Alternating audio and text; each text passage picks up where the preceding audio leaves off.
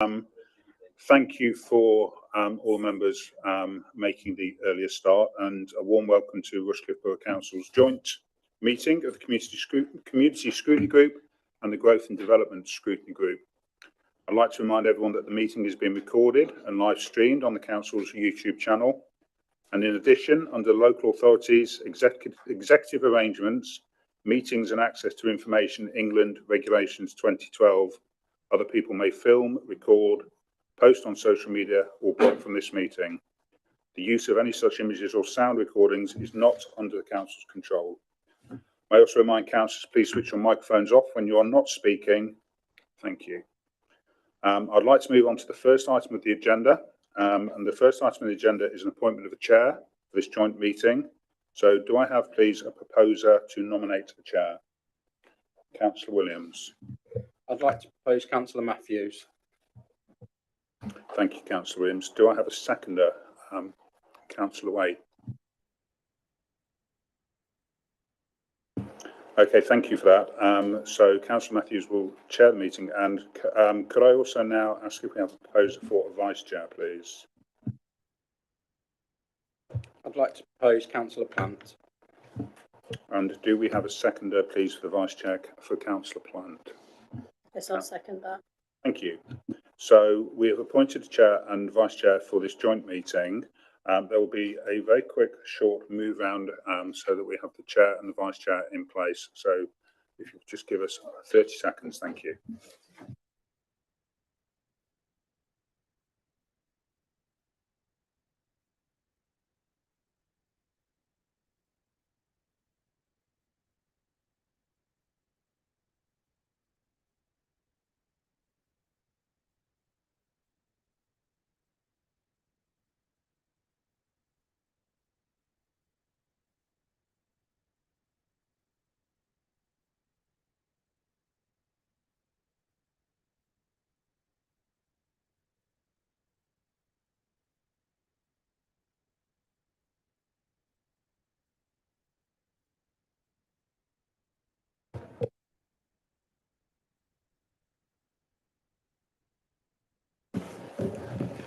Thank you. Before we get on to the main part of the meeting, just to introduce the other officers present at the meeting today. We obviously have Catherine Evans, Service Manager for Economic Growth and Property, Darryl Birch, Service Manager for Neighbourhoods, and then doing the presentation this evening we have Donna Dwyer, Strategic Housing Manager, Richard Mabletoft, the Planning Policy Manager, and they are being supported by Claire Rushcliffe, the Housing Strategy and Development Team Leader, and Guy Whitton, the Housing Solutions Team Leader. Councillor Upton was invited as the portfolio holder for the council, as this comes within his remit. Unfortunately, he is not well and hasn't been able to make it here this evening. And we also have Emma Richardson, obviously, as the Secretariat for taking notes, etc., for tonight. We have got a very large number of councillors here because it's a combined meeting of the two different scrutiny groups. So I'm just conscious that we've all got homes to go to later on. And I know we've got the presentation to go through. So if I could ask people, I will give everybody the opportunity of speaking, but if I could just ask you to be fairly succinct with your points so that we can get everybody the opportunity of raising any questions they have of the officers that are here this evening. We're going to do the presentation from the team of officers here, and then we'll have a short comfort break, and then we'll go into questions from councillors if everyone's okay with that. Are there any apologies for absence? I see we have one empty chair. Councillor Butler is going to substitute for Councillor Ellis. Fantastic. Thank you, Councillor Butler. You're more than welcome. Any declarations of interest from anybody? No? Fantastic. In which case, I will hand, to start with, I will allow the floor 5 minutes to Councillor Thomas, who wrote the scrutiny matrix for this particular item under discussion this evening. So I will give you the floor 5 minutes to present your matrix. Councillor Thomas, thank you. Thank you very much. And I'm really pleased to see this item come to scrutiny with such an excellent officer report, and I hope you have a good discussion on it. There were two main arms really to the questions that I wanted to look at. One was about adapting existing properties, and the other was about looking at what properties are built and how they're adapted or adaptable. Partly it came about because at the last budget meeting, there was discussion about the fact that we were no longer intending to top up the disabled facilities grant, which had happened in previous years. And we were told that the impact of this would be increased waiting times for people to be able to access the grant. And I felt that we needed to understand what those waiting times were being increased to and the impact of it. And hope that's something that you will perhaps look at. I think the key question is, does Rushcliffe want to go back to allocating funding to top up the grant in the next budget round? And I hope that's something that you will also consider. I think there's going to be probably a suggestion that we lobby for the pot that comes to Nottinghamshire to be a bigger pot, and also to questions as to the proportion of the pot that Rushcliffe gets. But I think I hope you don't just concentrate on those issues, because I think also there is the opportunity to look at topping up the grant as we've done in the past, and I hope that you'll at least consider that. The other side of the equation is really what housing stock is being built, and I think it's important that that's considered as well. And I'm glad to see that's in the report as well. Well, there seem to be two standards. One is adaptable houses, so houses that can easily be adapted for when required, and ones that are fully adapted when they're built. I think the Greater Nottingham Strategic Plan appears to have a policy in it at the present that houses will be built to the adaptable standard, and I think that's a very powerful policy, and I hope it gets through the consultation and examination process unscathed. It will be challenged, no doubt, on the basis of viability, but it's a lot cheaper to build a house that is adaptable and then adapt it than it is to adapt a house that is not built to a standard that's adaptable. A while back, I went to, when all the houses were being built in Eastleigh, I went around quite a lot of the showrooms, and I was in Cotgrave, looking around there, going for a walk there, and I saw that there were show houses there. So I went around the ones in Cotgrave, and I was amazed to see on the ground floor an enormous storage cupboard, and upstairs there was another enormous storage cupboard. So I said to the people that were showing me around, "Oh, it's really nice that these houses have got so much storage." And they said, "Oh, that's the place where you put the lift." Okay, so there was a space on ground floor and a space on the first floor. And subsequent discussions, there were other facilities here like a downstairs toilet that was big enough to be adapted to be a wet room. And I asked why they were being built like that in Cotgrave and not in Eastleigh, obviously. And the answer was that there was a grant from Homes England to build them to that standard, which was then the lifetime home standard. And it just makes so much sense in a place like Rushcliffe, where our population is aging, to have these things that can be adaptable.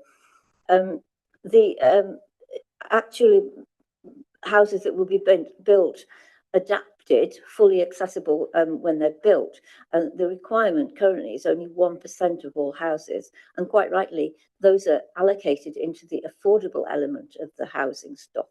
But that does mean that there are no market homes that are fully adapted, that are being built in our in all our new estates, as far as I can see. But there must be options, like, for instance, if the houses are being built into the adaptable standard, for developers to add a pack, like you can have a posh kitchen or carpets or whatever, to actually have your wet room adapted into a wet room rather than just be there, so that it can be adapted. So I think there's a lot to look at, really. Yeah, and there's 2 points on the request that haven't been considered, as far as I can see, in the officer report. One is there any potential for topping up DFG via strategic SIL contributions, new homes bonus, or any other development related funds. Obviously, we can't top it up with existing SIL contributions because they've been allocated for certain purposes that don't include this, but it might be something we could look at doing, including in what you can use SIL for in the future. And the other thing I was asking about was how many purpose-built facilities for the elderly with reduced mobility and other groups with special needs are included in the local plan. So it appears to me, I might be wrong, that these are just, that some facilities are being built, care homes and assisted living houses and so on. But I can't see how they're being planned across Rushcliffe. Do we know how many are being delivered? Do we have targets for how many are delivered? Where are they delivered? And are they available on for rent, social rent, as well as for purchase and so on? So maybe that topic is a whole other topic in its own right. I don't know. But those are the two things I didn't think had been covered in the report. But on the whole, I think it's a really good report, and I hope you have a lovely discussion. Thank you very much, Councillor Thomas. You're welcome to stay for the rest of the meeting if you want to take a seat at the back, or leave as you see fit. Hopefully those questions will be answered during the presentations by the officers that are present. If not, I'm sure some of your colleagues around the table may well ask them on your behalf. Thank you very much. That's introduced the topic really nicely. If I could hand over Donna and Richard, please. I know you've got a presentation for us, and then we'll take questions after that.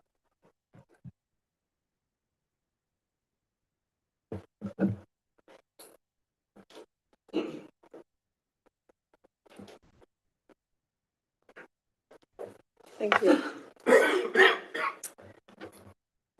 In terms of the presentation overview, what we're proposing to do is touch briefly on what is accessible housing, and then look at understanding disabilities within the context of housing needs. Richard will then take over for a short period and talk about building new accessible homes, and I will then follow on with the adaptation of existing homes, followed by more of a deep dive into the Disabled Facilities Grant, and then talk about rehousing as an alternative option, and finally conclude with barriers to accessible housing and some future options for change, and then understand that there'll be a questions and answers session. So what is accessible housing and why is it important? Well, it refers to residential environments that are designed to be usable by everyone, including individuals with disabilities. And we can see here why it's important in terms of inclusive communities, promoting independence and safety, but of course, because we've got an ageing population and growing demands for adaptations.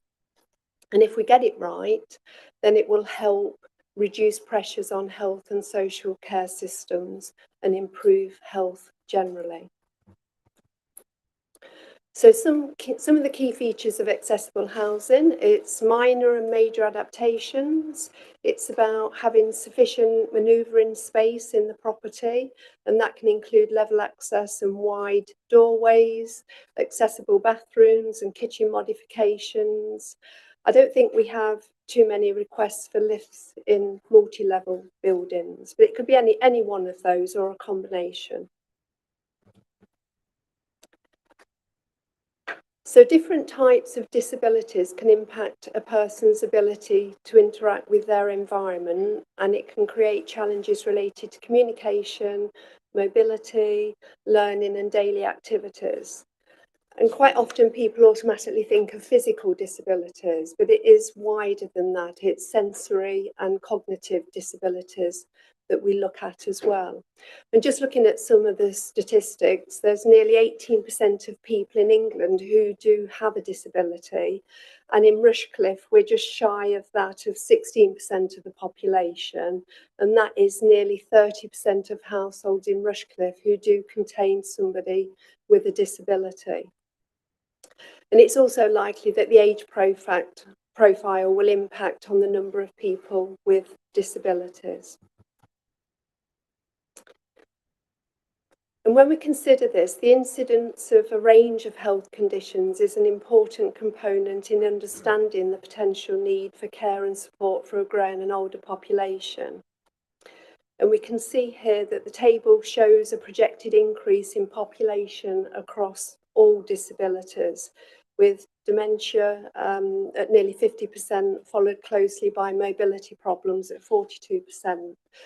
And if we look at mobility problems, for example, 42%, that's likely to have a significant impact on the disabled facilities grants. But of course, some individuals may choose to remain at home with family or live independently and require adaptations, whilst others may move into supported housing. And again, this slide shows population with disability by age, and the age profile will likely impact upon the number of people with a disability. So the blue arrows there denote where Rushcliffe is, and age 65 and over are typically the highest recipients of DFGs, Disabled Facilities Grants. So if I do refer to DFGs, it's Disabled Facilities Grants. And that mirrors the national figures. But if we look at a snapshot during 23-24, it actually was the working age population 18 to 64, which made up the largest sector requiring adaptations in Rushcliffe. And we know that the age profile is likely to rise in the 2020s due to an increasing number of people with impairments getting into retirement age.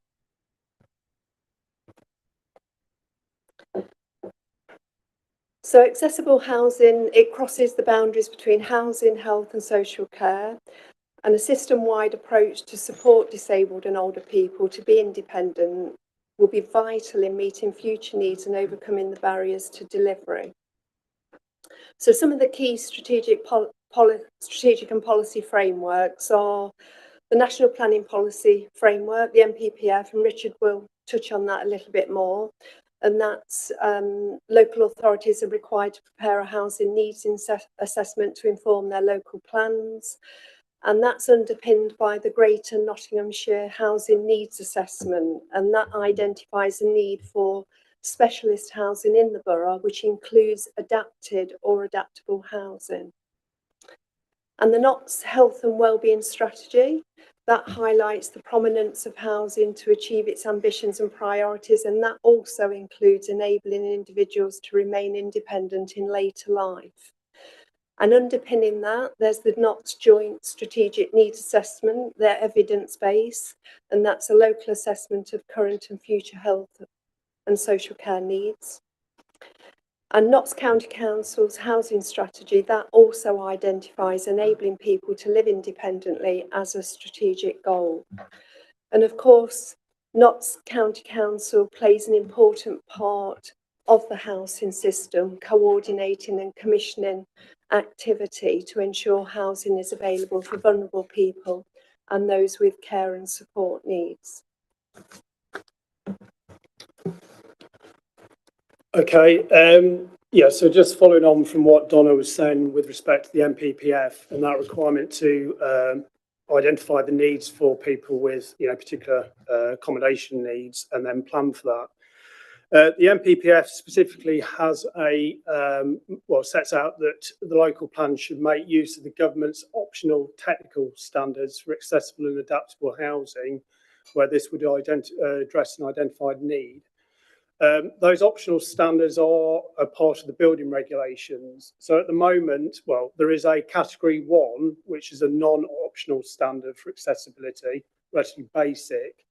But if you come through your local plan process, identify that there is a need for category 2 or category 3 housing, then you can do that. So category 2 is for accessible and adaptable dwellings for people with mobility issues, that is at a level that's above the category 1, so that's called M42, and then category 3 is for those that are wheelchair user dwellings.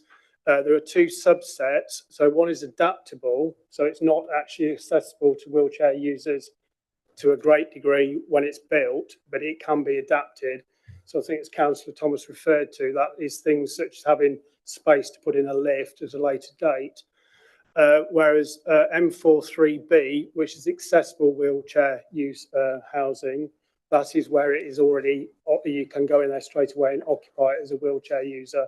So if it's a two-storey property, there will be a provision of a lift at the point of first occupation.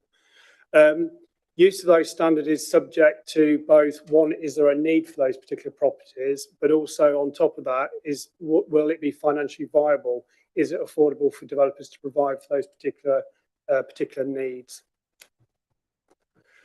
So on the needs side, looking specifically at the wheelchair user homes specifically, so that these are the figures that are set out in Appendix 1 of the report at table Roman numeral 4. So this is taken from the needs assessment that Donna referred to previously that we had published in 2024. So for wheelchair user homes, there is, based on the figures set out in that assessment from a base date of 2023, a current need at 2023 of 359 wheelchair user homes. So that's unmet need as it stands at the present time, or in 2023. And then by 2041, that need increases by a further 97 properties, up to a total of 456 properties. This is not necessarily that easy to make out, but this is the table, the figures that are set out in table 5, Roman numeral 5, to Appendix 1, of the cost of providing those particular properties. So this is the cost, you know, you build your house, the developer would build it, it would cost, and this is the cost on top of that for this particular, to meet those particular accessible standards. So the low column on the right hand, on the left hand side, that is the cost for M42 adaptation, so accessible and adaptable. It sets out if it's a one-bedroom apartment, which is the first row of columns. For a one-bedroom apartment, the theoretical cost is £490 to adapt that. And then at the back of it, you've got 4-bedroom semi-detached. This is sort of the biggest property type. And the cost of adapting that for M42 is £520. The second column in, going backwards, that's for M3A, so the adaptable standard. If it's a one-bedroom apartment, the cost is around £7,600. And if you go further back, then you're looking at a 4-bedroom semi-detached property, the adaptation cost is £10,600 roughly. And then the final column on the right, the columns on the right, that's for M43B. If it's a one-bedroom apartment, the adaptation cost is around £7,700. And then if you go to the back on the sort of the far right-hand side, adaptation cost for a 4-bedroom semi-detached property is an additional £23,000 roughly. It's probably worth noting that these figures are from 10 years ago. Unfortunately, the assessment, the report we had done didn't identify any sort of more recent figures. So clearly, you know, with additional building costs, they're going to be higher than what's set out here. I mean, I think probably a further point that's worth making is if you're talking about a one-bedroom apartment, the cost for it between an M43A and an M43B, so adaptable versus accessible, there's not much difference in it because it's all on one level effectively. But where you've got a 2-bedroom property like a 4-bedroom semi-detached, clearly the additional cost to put a lift in is the reason why it goes up so significantly. It is that sort of 23,000 cost price. So what we've used these figures as part of our viability assessment work when we've been preparing the local plan to then make an assessment. But, you know, one, have we got the need for those particular accessibility standards? And then also, are they viable based on those costs? And we've run that through some viability assessment work as part of informing our policy approach. So just setting out the current policy local plan requirements. As it stands at the moment, the requirement we have is set out in Policy 12 of Local Plan Part 2, which we adopted in October 2019. And the requirement is for 1% of all new homes on sites over 100 dwellings should meet the need for an M43A, so an adaptable wheelchair property. But Below that, you've got the figures for what we've delivered or are due to deliver so far. So we've had 9 accessible units that have been built. So that's ones that already are effectively wheelchair friendly, can be used at the point of first occupation. And we've got a further 2 in the pipeline, which will be delivered once those properties are built. We've also secured 5 adaptable units, so ones that could be accessible if converted in the future, of which 2 to date have been built, and then a further 3 have planning consent and hopefully will be built in due course.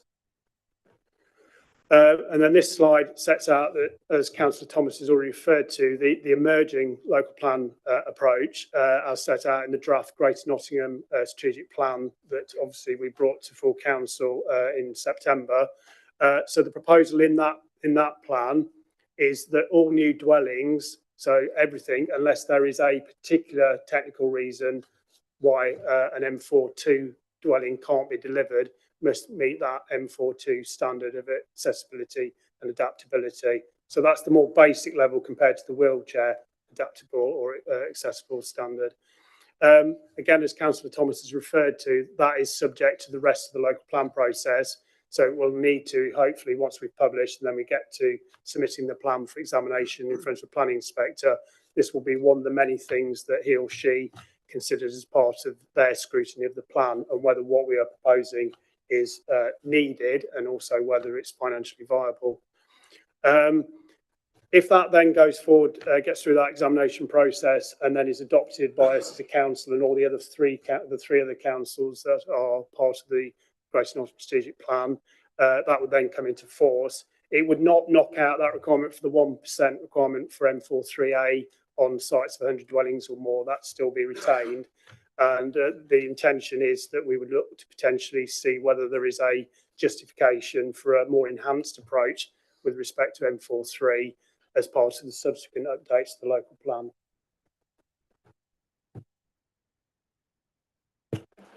Thank you, Richard. So moving on to adaptation of existing homes.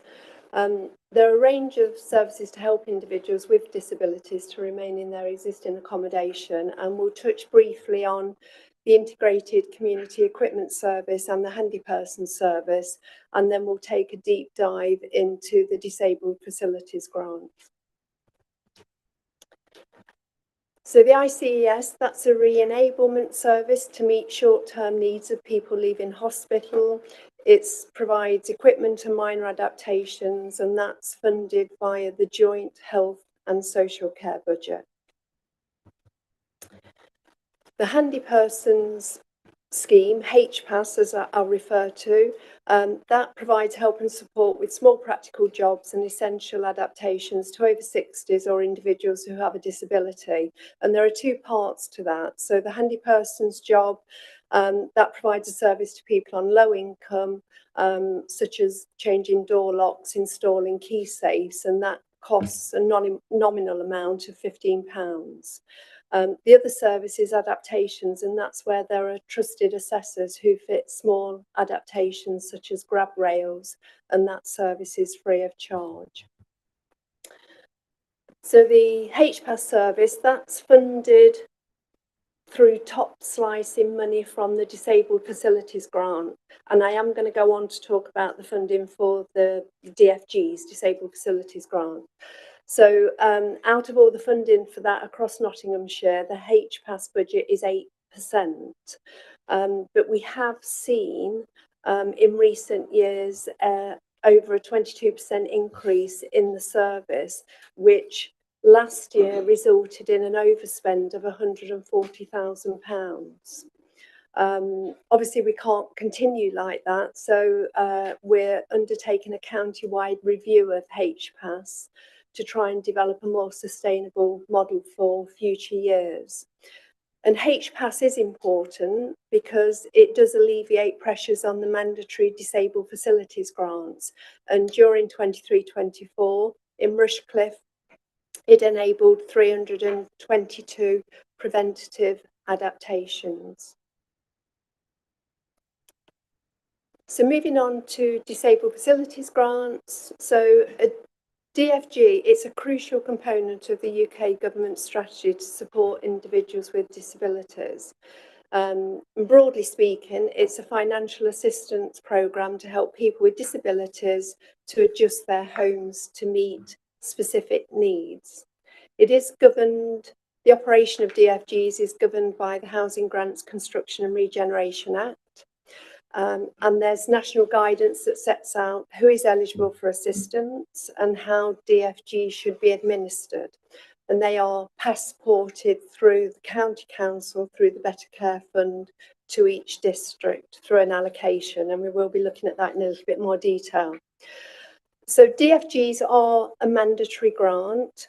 It's a legal requirement for local authorities to provide help to people who meet their eligibility criteria, regardless of the budget position. And when looking at a grant, adaptations need to be necessary and appropriate to meet the needs of the individual and reasonable and practicable given the age and condition of the property. So in 2022, the Notts districts and boroughs committed to an aligned county-wide DFG policy, and that was to ensure a consistent level of service and provide clarity for occupational therapists and contractors who are working cross-boundary. And the DFG consists of two elements. So there's a mandatory grant which funds essential adaptations, and that's got an upper cap limit of £30,000. And then there's a further discretionary grant on top, which is a top-up grant of £20,000. So where local authorities have the discretionary grant, somebody can get up to £50,000 in an award. However, in June 2022, due to the ongoing budget pressures, and we'll look at Rushcliffe's allocation from the Better Care Fund, Rushcliffe had to take a difficult decision of suspending its discretionary grant. So for applicants in Rushcliffe, they can only get a maximum of £30,000 per application. And we are seeing a growing number of major adaptations that are priced above that limit. And we know that, and that's resulting in significant shortfalls in DFG applications that then rely on the applicant to try and source alternative funding. Notts County Council has a very small top-up budget, but they have advised that's unsustainable in future years. So if a person doesn't have any other recourse to funding above the £30,000, it might be that they're unable to have the adaptations that they require.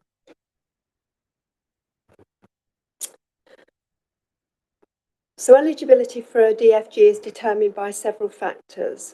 The applicant must have a physical or mental disability that significantly impacts their ability to carry out daily activities. There's no specific age limit, but it's means tested. And applicants must either own their own home or have a long-term lease. Social housing or private rented sector tenants, they can also apply, but they do need the permission from their landlords, and without that, they're unable to proceed.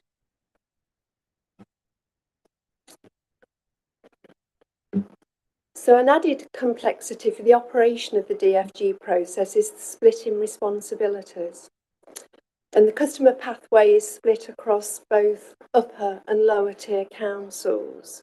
There is a need to consult with Notts County Council, who have the social care duty for disabled and older people and disabled children. But the local authority retains the mandatory duty for the DFG grant. And the timeline for processing the grant can vary depending on the complexity of the case. So it doesn't automatically follow through. If you see the diagram on the right, that will follow through easy. There will be a series of different assessments that are required. It can be that there might be a wait for an initial assessment for aids and minor works. Then there might be a further wait for an occupational therapist assessment, followed by a further wait for a means test and grant approval. And a decision notice is to be issued within 6 months from the date of a valid application. And we've highlighted there in bold a valid application because the clock doesn't necessarily start ticking at that first contact. It can be part way through that flow chart there in terms of having all the information available, all the assessments for us then to proceed with the grant. So if we look at DFG by tenure, homeowners, registered providers or private tenants can apply for a DFG.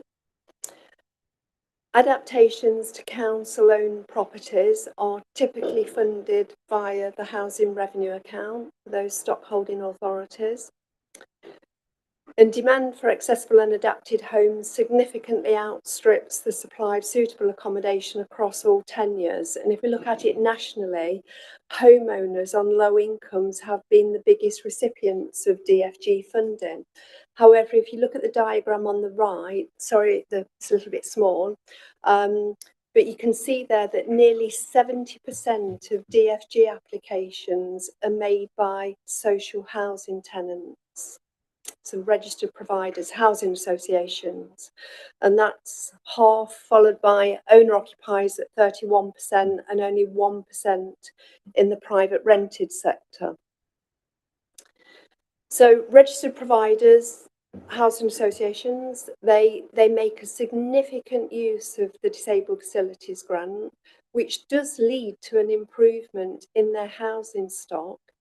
Yet there is a reluctance to contribute towards any DFG assessment shortfalls.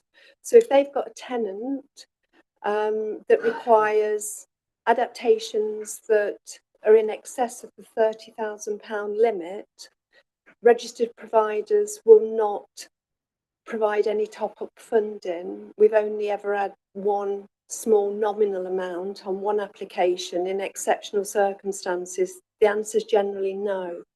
So we feel that they could probably be doing a little bit more than what they are doing in terms of being inclusive for all of their tenants. And we know the transitional nature of the private rented sector is a major problem. If we go back to people require their landlord's permission, it's quite unlikely that you'll get a private rented sector landlord who will agree to this, and the very transient nature of people in the private rented sector as well makes it challenging. So the average costs of a DFG grant have increased, and that's due to a likely combination of factors, and that includes increased complexity of cases and also increased costs of materials and labour. And expensive grants are usually for more complex cases where people have severe impairments or limited mobility, particularly wheelchair users. And I'll move on to the next slide because it does use these figures, and we set it out by type of, if we move on to the next slide, thank you. We set it out by type of adaptation. So we can see here that the overall most common DFG adaptation is a level access shower. At 42% of DFG applications are level access showers. If we look at, for example, extension and remodelling, the most expensive adaptations for people with more severe impairments, and that only comprises of 13% of approvals, but it really does have the potential to have a significant impact on the budget. And here we have a visual of some of the adaptations that we've done, some of the ramps, hoists, stair lifts, level access bathrooms. And we've also provided a couple of case studies on the desk for you to look at as well.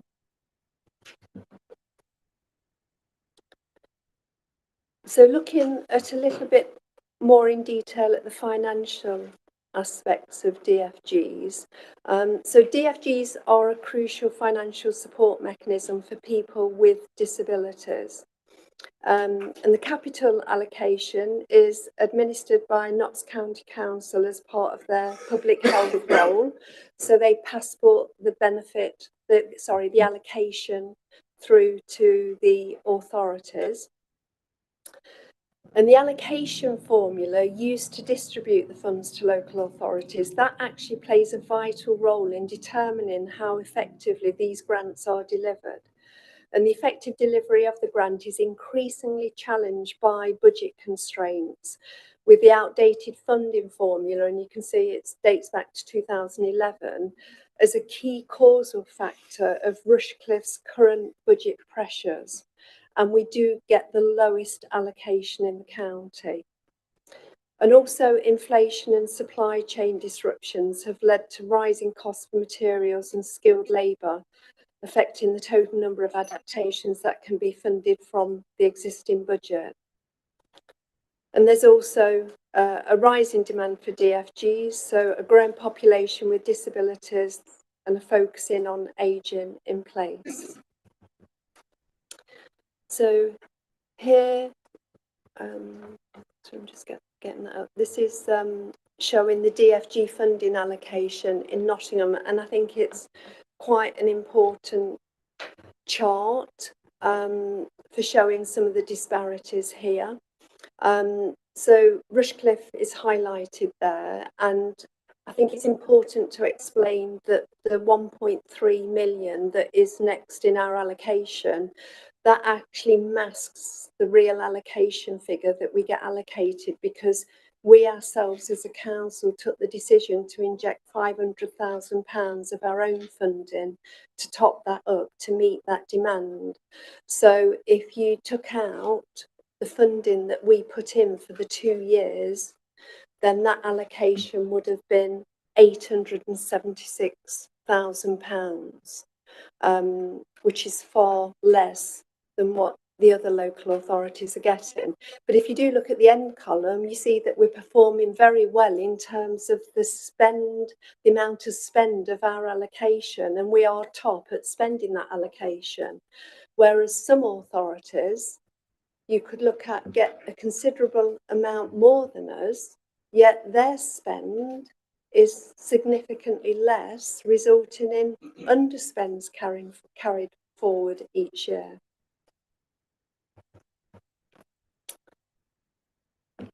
So in Nottinghamshire, some local authorities are not spending their allocations, and others, such as Rushcliffe, report they could spend more but are restricted by current allocations.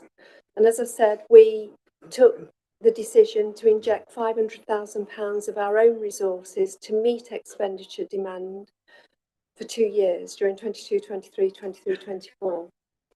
And it's projected that, given where we are at the moment, that there'll be a break-even position for 25, 26. But if we carried on meeting demand as we're doing, there'd be a year-on-year deficit from 26, 27,000 in the region of £300,000 per year. And we continue to advocate for increased funding, both at a national and local level. But we've had to make some difficult decisions in terms of working within the current budget constraints of the grant allocation. And those difficult decisions have resulted in us introducing a waiting list for mandatory DFGs, and people are now waiting 11 months for a mandatory DFG, and that is actually capped at £30,000. So they don't even have the benefit of the additional £20,000 top up. So moving on to other options, there's some of the challenges, but what can we do to alleviate that? So rehousing is an alternative to adapting, where a property is unfeasible or very expensive to adapt, or where rehousing would provide a better solution. And this is the housing register, basically, rehousing. So you need to be eligible for the housing register, and to be eligible, you need to have a medical condition or a mobility problem or a permanent disability, which is actually affected by your current accommodation. It's important that it needs to be affected by their current accommodation. If that's the case, you're eligible to come onto the housing register. And currently we have 3 applicants who are owed a homelessness duty and require wheelchair adapted properties. There are further 25 who use a wheelchair in the home. 48 applicants require adaptations to their existing home and wish to move. And we have 111 applicants on the register who claim high or medium rate disability living allowance or personal independence payments, which covers all disabilities. And there are challenges with rehousing as an alternative option. A common problem for many local authorities is the matching of existing adapted properties to applicants with disabilities on the housing register.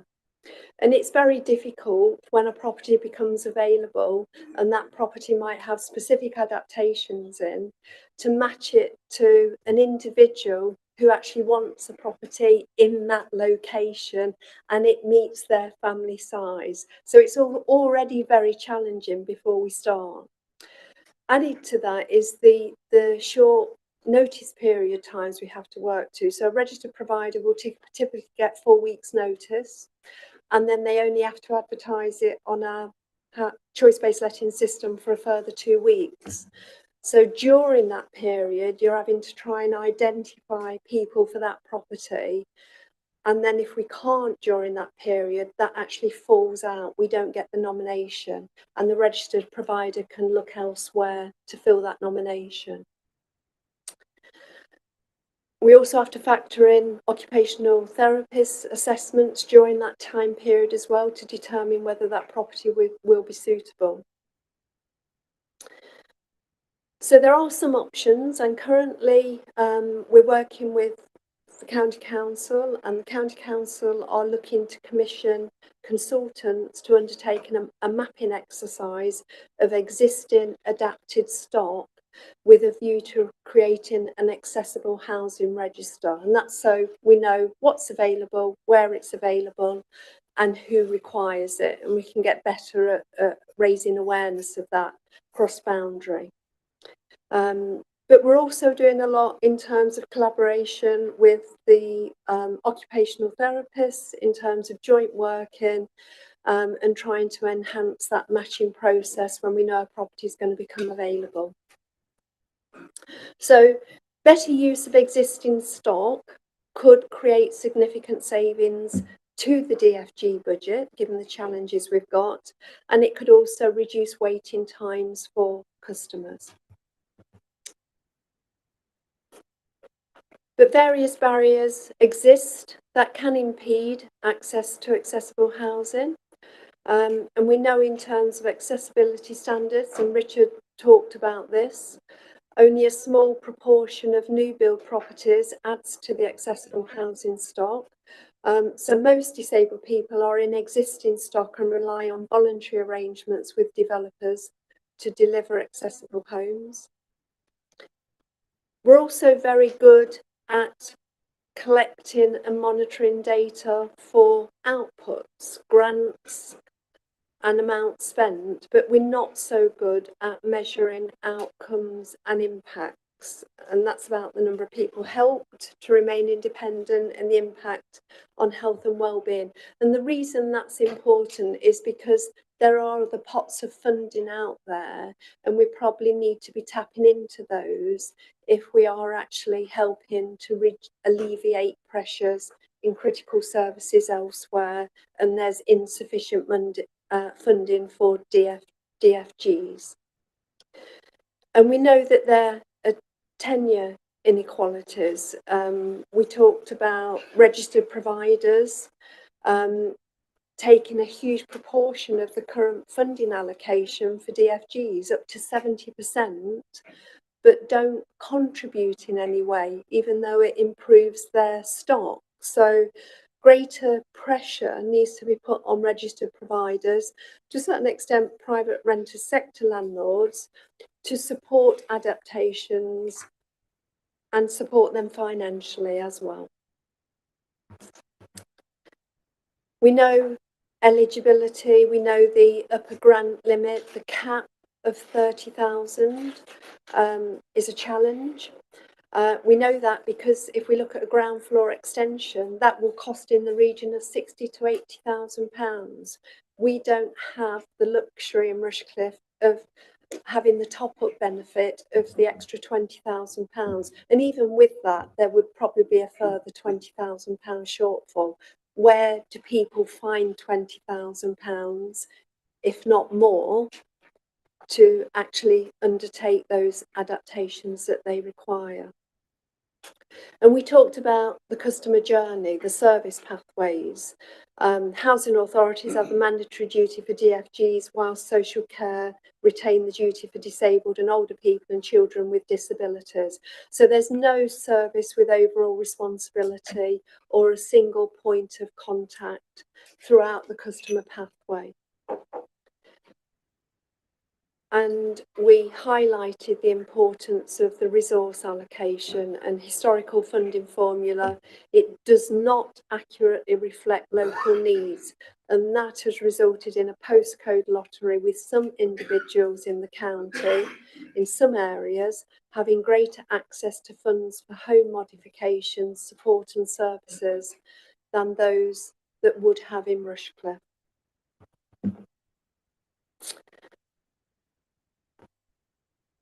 So addressing the barriers requires a whole system approach. It involves policy changes, a commitment to inclusive design, better joined up working, focusing on outcomes, improved funding. And some of the potential options for change. So the latest evidence suggests there is a need to increase the supply of accessible and adapted housing, without which there is a risk that the housing market will continue to fail to deliver accessible homes at the scale required. We need to continue to advocate for increased funding and a more equitable distribution of funds based on local needs. And this would go some way to address the current imbalance between budget and demand. And local authorities currently separately manage their processes for requests for adaptations, the split in the customer pathway. And perhaps developing centralised back office functions could lead to greater efficiencies and cost savings and risk sharing. And that would also help to speed up the customer journey. So it's looking for different ways to make efficiencies in the process. And then finally, raising awareness of the benefits of adaptation provision across health and social care budgets, which assist in the number of people helped to remain at home, which will then reduce the demand on critical services. And a more recent example of that is the Integrated Care Board. They've agreed to undertake a review of how investment is made into adaptations and hospital discharge, which can lead to bed cost savings. So it's about us not just getting bogged down in the current funding that we've got, but looking innovatively at different ways where we can use different funding pots, as well as looking at different ways to deliver services for efficiencies. And that's the end of the presentation, and we're happy to take questions and answers. Thank you. Thank you very much. I did indicate that we were going to have a short comfort break because we've been going for about an hour now. So it's 25 past. Can I say be back in your seats for 7:30 if possible, and then we'll go straight into questions. Thank you. And I think the YouTube channel is going to remain live. Is it, just so everyone's aware whilst we're having that break?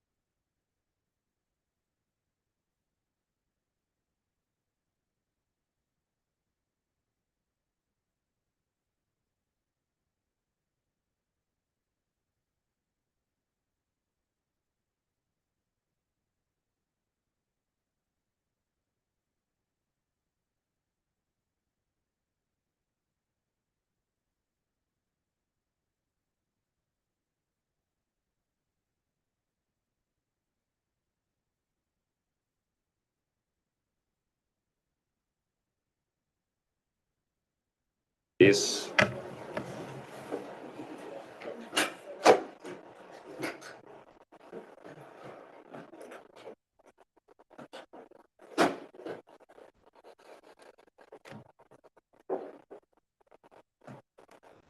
guessing Councillor Nyland or Councillor Billing.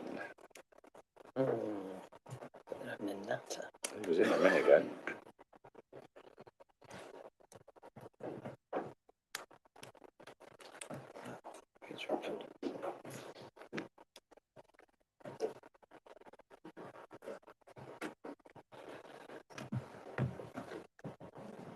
I did give everyone 5, but we've had 10 minutes, so the others will be drifting back in very shortly. I know I already have people indicated they'd like to ask questions, so we'll reconvene now and we'll crack off with the first question, which Councillor Correct, please. First of all, I'd like to thank the officers. The report was very comprehensive and it's an extremely difficult topic to understand, but you've tried and made it as simple as you could so we could comprehend it. I must say I've read it twice, but I've still struggled and still not sure about some of the things. And the questions I asked today, maybe they may come across as really simple or daft, so I apologize for them. The first question, I've got 3 or 4 questions. The first one being, in the report, it mentions that registered providers do not contribute to adaptations to their properties, despite the fact that the large proportion of the DFG budget allocation goes to them. Now, do these registered providers, does this include for-profit registered providers as well? And, or is it only not-for-profit registered providers? And is there a reason why they cannot contribute? Are there any regulations or laws or any policies that we have as a council which will make registered providers to contribute to some amount of money to adaptations if the council is giving them a grant? So that's my first question. The second question I have is, I've read about the safe and secure grants which are available alongside the DFG. And is that something as a council we are allocated from the central government? Is that something that we give out? The third question is, in the presentation, it said the viability considerations will be a key part to determining suitability for dwellings to meet M42 standard of accessibility. I think it was in relation to the Greater Nottinghamshire Strategic Plan. So I just wanted you to expand a little bit about what this viability considerations are, because I'm not quite sure what that means. And in the report, it mentioned the local land charge, where it said the council can place a local land charge if the cost of the work is over £5,000, with a maximum of £10,000 able to be claimed back. And during 23-24, £62,000 of land charges were placed on 13 properties, and no land charges were reclaimed in the same period. Again, sorry, but could you tell me a bit more about what this land charge is? And in the presentation, the statistics and the money, the statistics and the data that you showed about this is the outgoings, this is how much we're spending, does that include the land charge? And my 2 more questions. One is, you mentioned about the NCC top-up budget, and you've said it's unsustainable, but I didn't see the figures of what the NCC top-up budget currently is, and why is that unsustainable, or how long will that continue for? And the final one is, why is it that the least amount of DFG is allocated to Rushcliffe, despite we are kind of providing a high level of adaptations to homes in Rushcliffe? Is that the national formula, NCC formula? Is that something that we are already working with our health, social care partners, with the government, and how are we resolving that? Yeah, that's it. I think that was about 8 questions rather than 3, but a couple of those were ones I wanted to ask anyway, so I'll indulge you. Thank you. Hello, so I'll do my best to answer those, and I know Richard will probably want to answer at least one of those. So the first question was about registered providers, the difference between for-profit and non-for-profit, whether that made a difference. No, it doesn't. There aren't any regulations that I'm aware of that prohibit registered providers from contributing. I think it's more about their own business plan and looking at what they have funding for. In terms of legislation, like us, they have an equality duty to ensure that they give their services and their homes are accessible for all their tenants. So there could probably be an argument there to say that, you know, they should be contributing to make sure their properties are accessible and therefore inclusive to their tenants. So hopefully that was the first question about registered providers. I'll answer the ones that I know about, and then I'll probably defer the ones I'm not so sure about. So the NCC top-up budget, that is just considered on a case-by-case basis. So there's a process where if somebody has a shortfall, they can be referred back to their occupational therapist, and then through the county council, they can actually take that to one of their boards and consider whether they can provide some top-up. But as part of our strategic oversight group meetings with them, they have said that they are increasingly using that more. I don't know where that fund comes from at the county, but they've said that it's unsustainable for them to continue topping up, and I would imagine for the level of top-ups that are required in the future. So at the moment, that is just case by case, and it's officers at the county council that have said that's unsustainable to continue. In terms of Rushcliffe allocation, that is a national formula that's derived back from 2011. There's a methodology. I don't profess to know what it was made up of. It might have looked at areas of deprivation and a number of other factors, but it's not been looked at since 2011, so it's not kept up with demand or needs. I think there is some acknowledgement at a national level that it needs to be looked at, and I think there was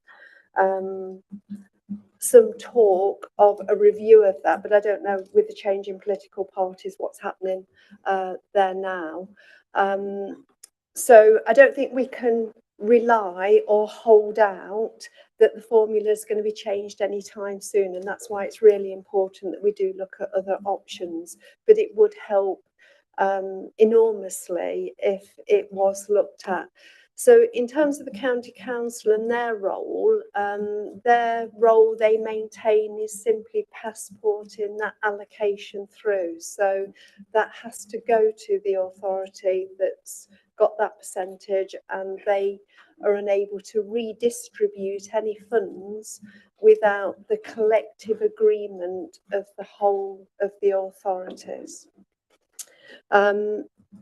You also mentioned about the local land charges. I probably only know part of the answer to this. So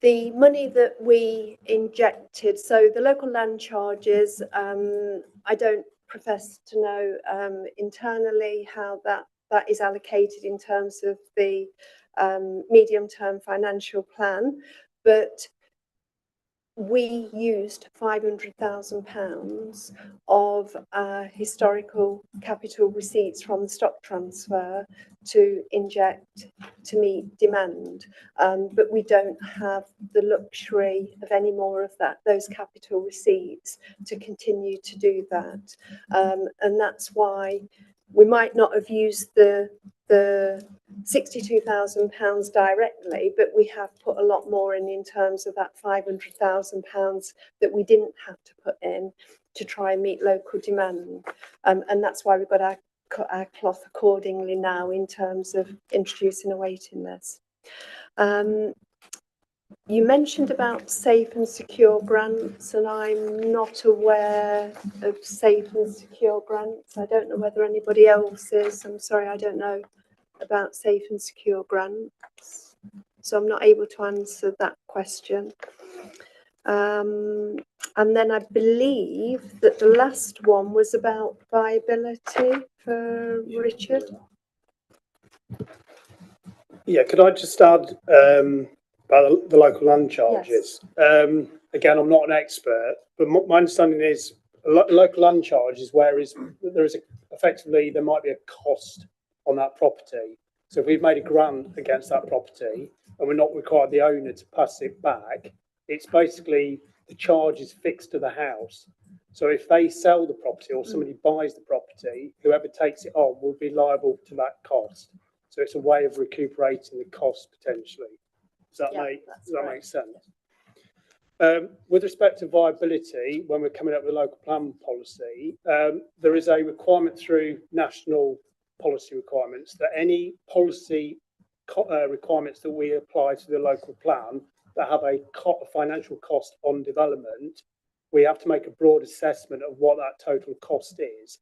And if it gets to a level where it all adds up, so that'll be cost for when a developer comes about, they've got to pay, contribution towards new schools, towards new highway improvements, to sort of supporting health facilities, and we work out what the cost of that is in each case. It all tops up, and it's so expensive, it effectively makes the development unviable. We would not be able to proceed with that policy requirement. So as we set out on that table, there are certain costs that we've sort of attributed to the M4 to M43 requirements, but then they all have to be added up with the cost of highway improvements, the cost of health improvements, school improvements. So overall, each policy requirement sort of adds onto the bill. And then, as I said, if it gets to the point where it makes the development unviable, where the developer wouldn't even build the scheme because they're not going to make any profit off it, it then becomes a requirement, a problem. And it's that assessment that we have to do. And ultimately, when we go through the examination process, the planning inspector will be making sure we're not applying so many costs to the schemes that's going to make them unviable. So although in itself, I think we said to go for that M42 standard, it's only about £1,000 potentially. So not the biggest, but it could be if it was cumulatively with all the other costs. And then clearly, if it's for the wheelchair adaptable standards, particularly accessible when it's 23,000, that in itself is quite a big cost. And therefore, obviously your policy sort of flexibility to sort of ask for that level of type of housing on top of all your other costs is more restrictive. So that's the broad assessment that we have to do.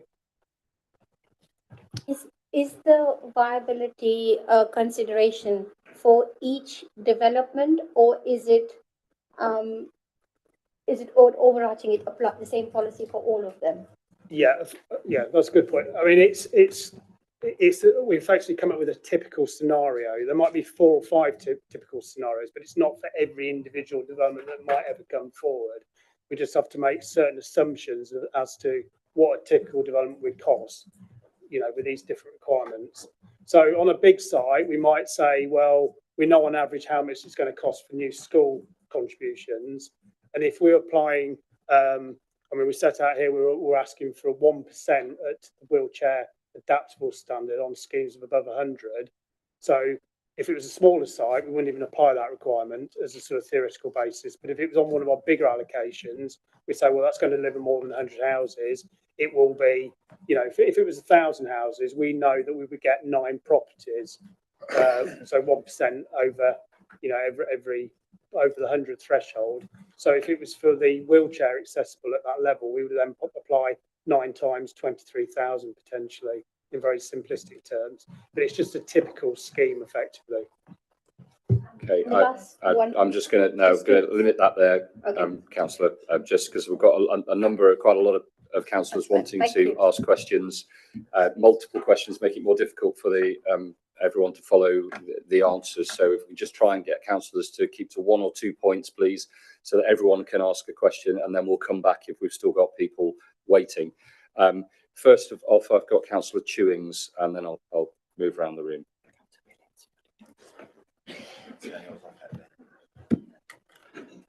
Thank you, Chair. Thank you, Councillor Thomas, for bringing this important matter to us today, and thank you to the officers for the detailed report. It's easy to get lost in figures. I think we need to emphasise this is people's lives, dignity, how they live, how they bathe, how they wash. And it's such an important matter. I've got a few points to make and a few questions, so I'll get straight into it. First of all, we talk about the requirement of 1% per houses for 100 dwellings. Now, looking at the figures you provided, we've been built 11 so far since 2019. How does that compare to that target of 1% for the housing sites of 100? Because for me, it seems a bit low and doesn't seem to meet that target. I might be wrong in my figures, but it doesn't seem to meet in there. And also, looking at those figures, have been forecasted of what the need is, it seems to me that that 1% isn't sufficient. So have we reviewed and looked at increasing that to maybe 2% per 50 or even higher? Looking at the cap, there's a comment really that obviously it's set at £30,000. I noticed that was introduced in 2008 and it's not been increased. Looking and do some research, there's a paper in 2022, a white paper that went to government, which recommended increasing that gap. 2 years later, that's not happened. I also note that in Wales, it has been increased to 36,000. Bit disappointing to hear that we've cut that 20,000 discretionary grant in Rushcliffe. And so I ask, how do we compare to our neighbours in Nottinghamshire? Do the other district councils in Nottinghamshire still provide that discretionary grant? And how do we compare? I'm going to cut you off there because that's 3. I said 2 earlier on. I want to just make sure that everyone gets to ask questions. I'll come back if we've still got time. Yep.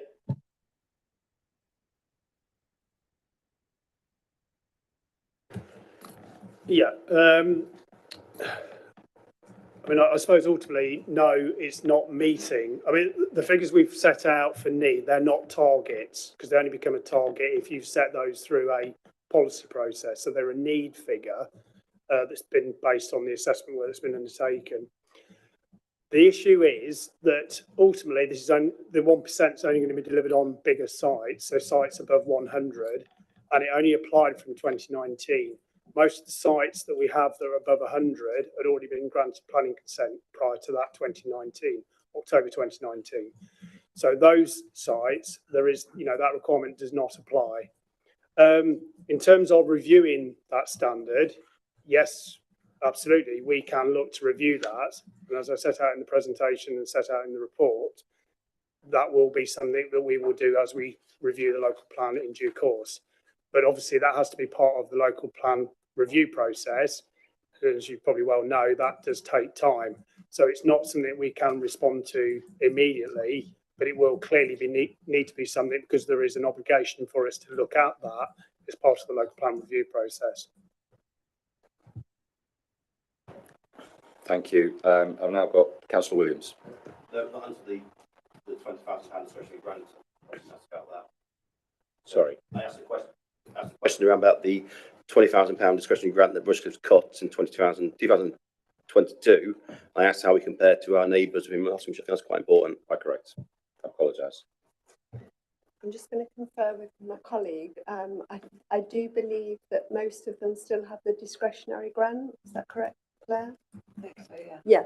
So they all have the discretionary grant, and I think there's only one other authority, and that might be Gedling, that have actually introduced a waiting list. If you recall the chart that I showed, that there are some authorities that are actually not spending a huge proportion of their grant allocation. Come to you in a bit. I've got Councillor Williams first and then Councillor Barney. Thank you. Thank you very much, officers, and Councillor Thomas, for bringing this to tonight. And as we can see, with both scrutiny groups together, and all the work that's gone behind the scenes of how important this issue is to be brought and scrutinised by both groups. Some of the questions that I did have written down have been asked already, and I'm sure. But I just wanted to kind of get a better understanding because around how when somebody puts in an application, and more around because of the registered providers using 68%, and it's disappointing to hear that they don't have any obligation. They don't have a need to or see that they should top up that fund in order to provide adaptations to the housing for their residents. But who would put in an application if they're from a registered provider? I take it would be the actual registered provider that would put it in. So then who would be carrying out the work that they're then doing? Is it going to be their own teams and stuff like that? Which is then kind of, how do we know that how long that kind of grant, that adaptation is going to take place? Because we hear stories just in the everyday kind of world of without this subject of trying to get works done by registered providers takes quite a long time to take place. And if they're then applying on behalf of residents, they're going, this is how much it's going to cost, and they're putting the grant, do it kind of know with kind of the value for money that's being done and the quality then of the work that then's being done for the resident and stuff like that. It's just trying to get a better understanding that they're kind of not utilising it and seeing like, oh yeah, we can use this funding internally. So I am going to defer one part to Claire in terms of the application process and when it comes in either from the landlord or the applicant. But what I think it's important to say that we are having discussions with MTVH, for example. We have regular meetings with them, and they are the registered provider that takes the biggest proportion of the DFGs. So what we're doing at the moment is we're looking back historically what DFG adaptations have been done to that stock, the cost of that, and then we're putting that to them, and we're actually putting the question to them in terms of that stock improvement and what can they do to assist us because of the shortfall in funding that we've got and the difficulty then that it creates for their tenants if they've got shortfall in their application. What can they bring to the table? So they have agreed to look at that. We're in the process of finding that, putting that data together. They've not made any commitment at the moment. What we have suggested is, unlike ourselves, we don't have those internal repairs teams, yet they do. So it might be more cost effective if they can bring something to the table and potentially use some of their internal contractors to assist us to reduce the costs. So they're discussions that are actually ongoing with MTVH, but as I said, we've not concluded those. With regards to the application process, Claire, are you able to? Yeah, with regard to the applications, they come in from the tenants themselves. In the last financial year, we only had one application come in from a landlord. The majority actually come in from the tenants, and then the work is actually sought from contractors external to the housing providers, so independent contractors who are chosen by the tenants to do the works. So they're not making any money themselves from us paying them. We're paying the independent contractor who is chosen by their tenant to do their work. Thank you. Before I pass over to Councillor Barney, just like councillors to have in mind that one of the recommendations on this paper is for us to explore actions the council can take to meet the housing needs of its residents. So please bear in mind when you're asking your questions, maybe phrase them in a way that might be suggestions for the officers to go away and think about and maybe report back to us on at a later date. Councillor Barney. That's a great place for me to start, because the point of my questions and what I'm about to say is, what can we really do to shake this up and for Rushcliffe to be a front runner if we really wanted to make a difference in this area? I had a unique opportunity as leader of adult social care at Notts County Council for a couple of years to deep dive into specific examples and cases of people who are struggling to navigate the system, whether it be lack of occupational therapists, whether it be lack of suitable accommodation and waiting years to get it, or whether it be other obstructions like dealing with housing associations when finally we were in the position where we could help to make the changes.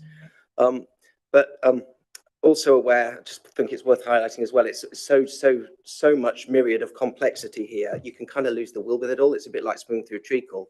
But as Councillor Chewing said, the lives of the residents and the people this affects, it's so worthy of not just giving lip service to and just sweeping over. We really, really do want to turn the dial. We really do want to make a difference here. And the grants, we think 30k, it makes no difference at all. It makes a huge difference because, of course, if you aren't able to keep people in their own homes, surrounded by the people that they love, it ultimately results in a greater need for people to be put into residential services, which in itself then has a much greater impact on the taxpayer of potentially many thousands of pounds a week in some cases for care packages. So all of that said, what can little old Rushcliffe do to really get behind this, to get behind the tendency of this, is how do we change design codes? How do we make building codes better? And how can we also stop, because there's a huge differentiation from my experience with housing associations across Nottinghamshire in their willingness to engage and support and actually make the changes needed. I'd also say that one of the things I noticed it's actually the more modern houses which appear to be the most difficult in many cases to make the changes to, with block and beam floors, with not enough supports in the actual structure. It's actually older houses that often seem easier. So if we have an opportunity now with M4 and with design codes, what can we really do, officers, to do something which is not just more detail, but actually can make a substantive difference, and for Rushcliffe to be a front runner in changing national policy in this area? Which of you wants to take that one? I can. I mean, Councillor Barney's mention of design codes, strictly speaking, that is about the aesthetic, effectively, of properties and whatever else. It isn't about accessible standards. So the accessible standards are, the only way we're going to deliver those for new properties is through, as presented, coming up with a justification for having those optional standards being applied to Rushcliffe, and then setting the correct standards in terms of, X% for however many properties are delivered. So it's not through the design codes, it's through local plan policy and adopting those optional standards and setting those at the correct standard based on one hand, the need versus can we afford it, or can the development industry afford to pay it without making those schemes unviable. And obviously, as already discussed, we have to do that through the local plan process. Just using my prerogative as chair, then, can I just ask what if you're saying all new builds are now going to be built to M42 standard, what is the difference between M42 and M43 in terms of structure? What's the extra requirements? Yeah, well, I mean, in very basic terms, I mean, it's quite, if you look at it's all through the building regs, and it's pages and pages about, width standards, door standards. Layman's terms will do. Yeah. So the very simple, my understanding is for M42 versus M43. M43 is getting it to a standard that's wheelchair accessible. One of the main things is in a 2-bedroom property. Sorry, not a 2-floor. So first floor, ground floor, and the first floor is having the space in the ceiling between the 2 floors to potentially put in a lift at a future date. You wouldn't have to have that in an M42 property, but you would have to have that in M43. I mean, clearly, if it was a fully accessible property, it would have both the ability to put the lift there and it would have the lift. So that is the main difference. So would M42 have things on the ground floor that could be adapted? But yeah, you're talking about M43 being for 2-story and above dwellings. Yeah, and I think for instance, if it was an M42 property, and the adaptable elements might be, for instance, on a 2-story property, is the stairs is of a design that you could put a stair lift in. So obviously, stair lift, my understanding, it has to be somebody who can get out of there, they have to be able to sit in it independently. Yeah, whereas if they are fully wheelchair dependent, they can't get into a stair lift. They need a lift. That helps. Thank you. That helps my understanding. Councillor Way. Oh, sorry. It was just really to add further in terms of what we're currently doing, which is probably as an add-on. We do have a capital programme for support with registered providers. And so when we enter negotiations on new sites, where we don't always have the policy hook in or the requirement to deliver those higher standards, we do actually have the discussion with the developers and say, actually, we've got a capital programme, we can use this for the development of new affordable housing. Can you provide wheelchair adapted properties the highest standard, and we'll grant them the overcost? But that is obviously a voluntary arrangement as it stands, but we are actively having those discussions. The take-up's probably low, but we're putting it out there. Thank you. Councillor Way. Thank you, and also my thanks to the officers for this report. Just a couple of things. One's a straightforward information thing. Of these 9 units that we have at present, are they all in one place or are they scattered throughout the borough? And then in terms of what Councillor Barney was saying, what can we do? The thing that strikes me most is the funding allocation and the lack of use of it in some areas and not in others. And I think the officer said that these could be changed if there was a collective agreement from all the authorities. So my question really is, how can we go about getting that collective agreement? What pressures can we bring to bear? And in terms of it being, this is all Nottinghamshire, is this going to be affected at all by the development of the combined authority? Will they have an input into this and will have a different arrangement in future? Shall I take the question on Please. the funding allocation first? About getting that collective agreement. So a paper, there is a strategic oversight group made up of representatives from all the local authorities and the county council, and a paper has already gone to the chief execs of each local authority, setting out the difficulties in terms of the funding, and there has been agreement that a postcode lottery is undesirable. So they've asked officers to go back and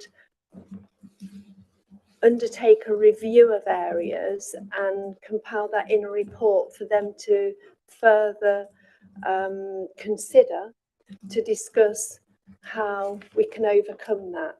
The first part of that process was in the last month. There was a workshop that was held, and we also have representatives from foundations. So foundations are an advisory organisation that have advised central government, and that they also follow best practice models, and they were they actually chaired the workshop.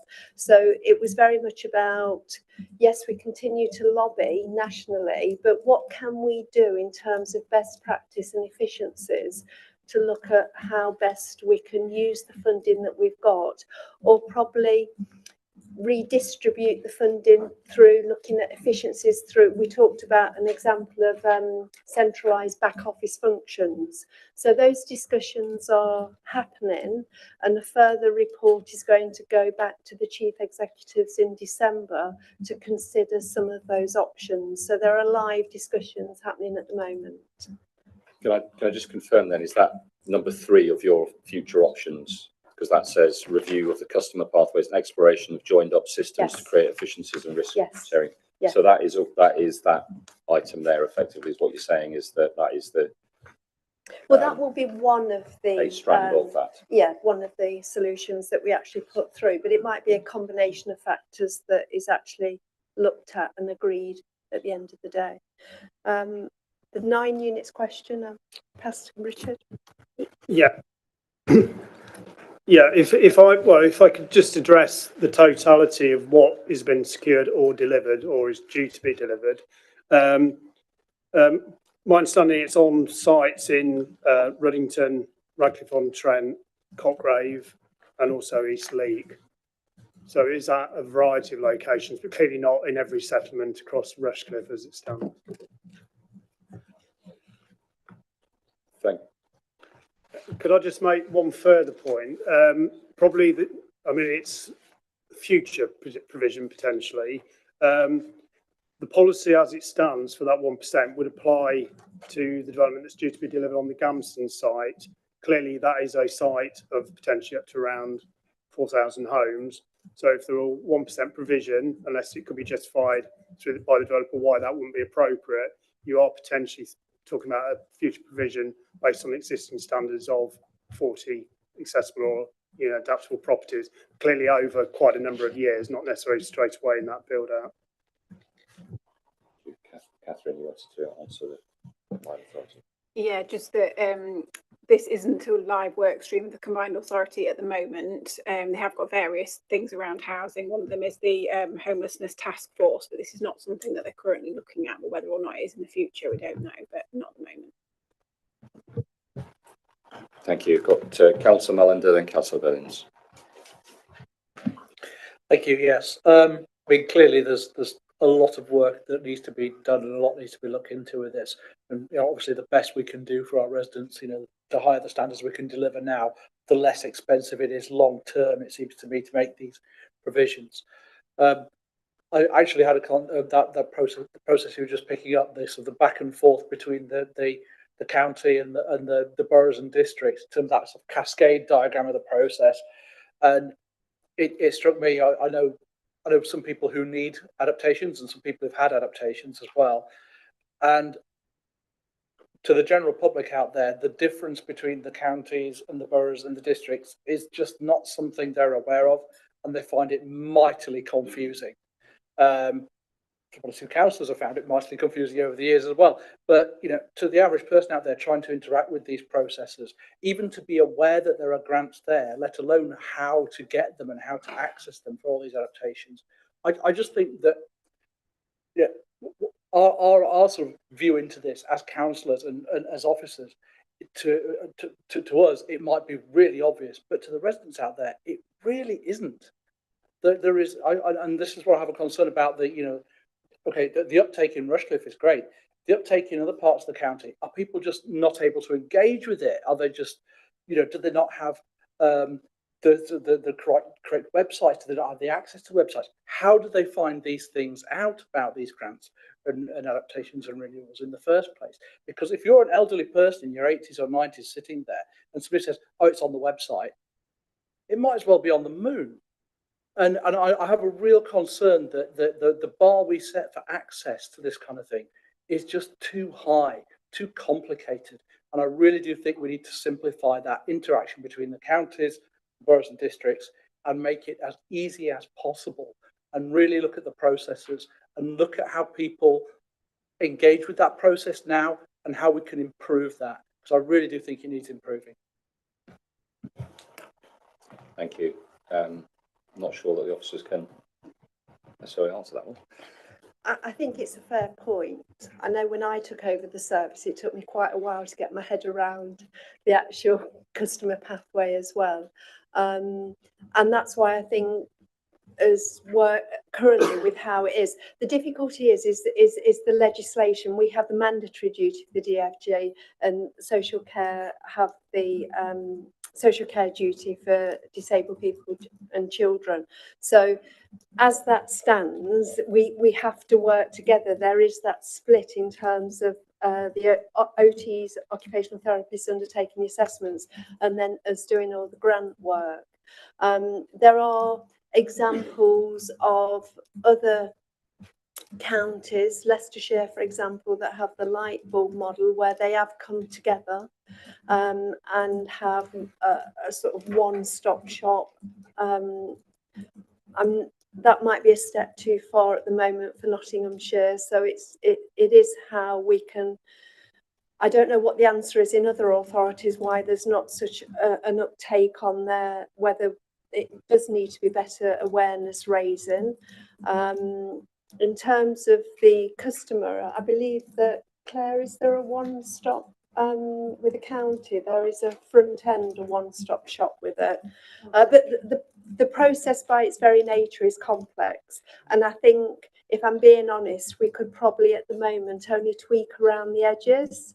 But I think it's something really important that we do continue to try and make it a more simplified process. It probably does require some changes at a national level to do that, if we haven't got the general commitment locally to have a model similar to what Leicestershire has got, for example. Thank you. Councillor Billings. Thank you, Chair, and thank you, officers, for a very detailed report. Two-part question. And two-part. Building on what others have said, accessibility to technology is not just age-related. People with learning difficulties have a huge problem with it. And my colleague to the right of me just pointed out, there are an awful lot of people who need these adaptations who are post-teenage with aging parents. You know, and they're adults, they've got to navigate the system, and their parents cannot do it for them necessarily. So my actual question was around the cost in table 5 for adaptability. Are those costs ones that you've surmised yourselves, or have you gone out to developers and actually asked them for costs? And I would question, if the developers are giving it to you, whether it's going to be that much for some of those the adaptable M3A, namely because our next door neighbours moved to Alveston to a Bloor home, which is already adaptable. Every house on the estate is adaptable. And because I queried with the agent when we went to view it with them, why is your 3-bedroom house exactly the same downstairs as your 2-bedroom house? They said, oh, because of regulations, we've got to build a hallway this wide, we've got to build a downstairs toilet room that can be turned into a wet room, etc. The space is being built in. If some developers are doing it, I question why others aren't. And if you do everything at the point of build, it's not an additional cost, it's part of the build. So where it's identified as something like £10,000 to make a 3-bedroom semi-adaptable, is that funds if you just do one on the whole estate, because there's a change to the design plan? If you do it across the whole board, how much is that going to be? I would say those costs will probably be swallowed up, and it'll just be come and buy a house here because you can adapt it. And the other one is a comment really, which is, you know, with a mind to what we're being asked to do at the end of the day, which is to explore what we can actually do. We have an identified current need and future need of 456 houses that we need to be adaptable. We've got a percentage of our population of around about 33% who need disability adaptations. Surely we have all of the figures we need to mandate us trying to push things forward. So my question on that is, what can we do to change what you need, you know, what instruments you have? Are you being hampered by planning regulations? Do we have anything in? Because there is actually a phrase in here which is that we could mandate, you know, mandating the current M42 requirement in building regulations as a minimum standard. You know, is that just a general ask of government, or is that something you could do if we give you the powers to do it?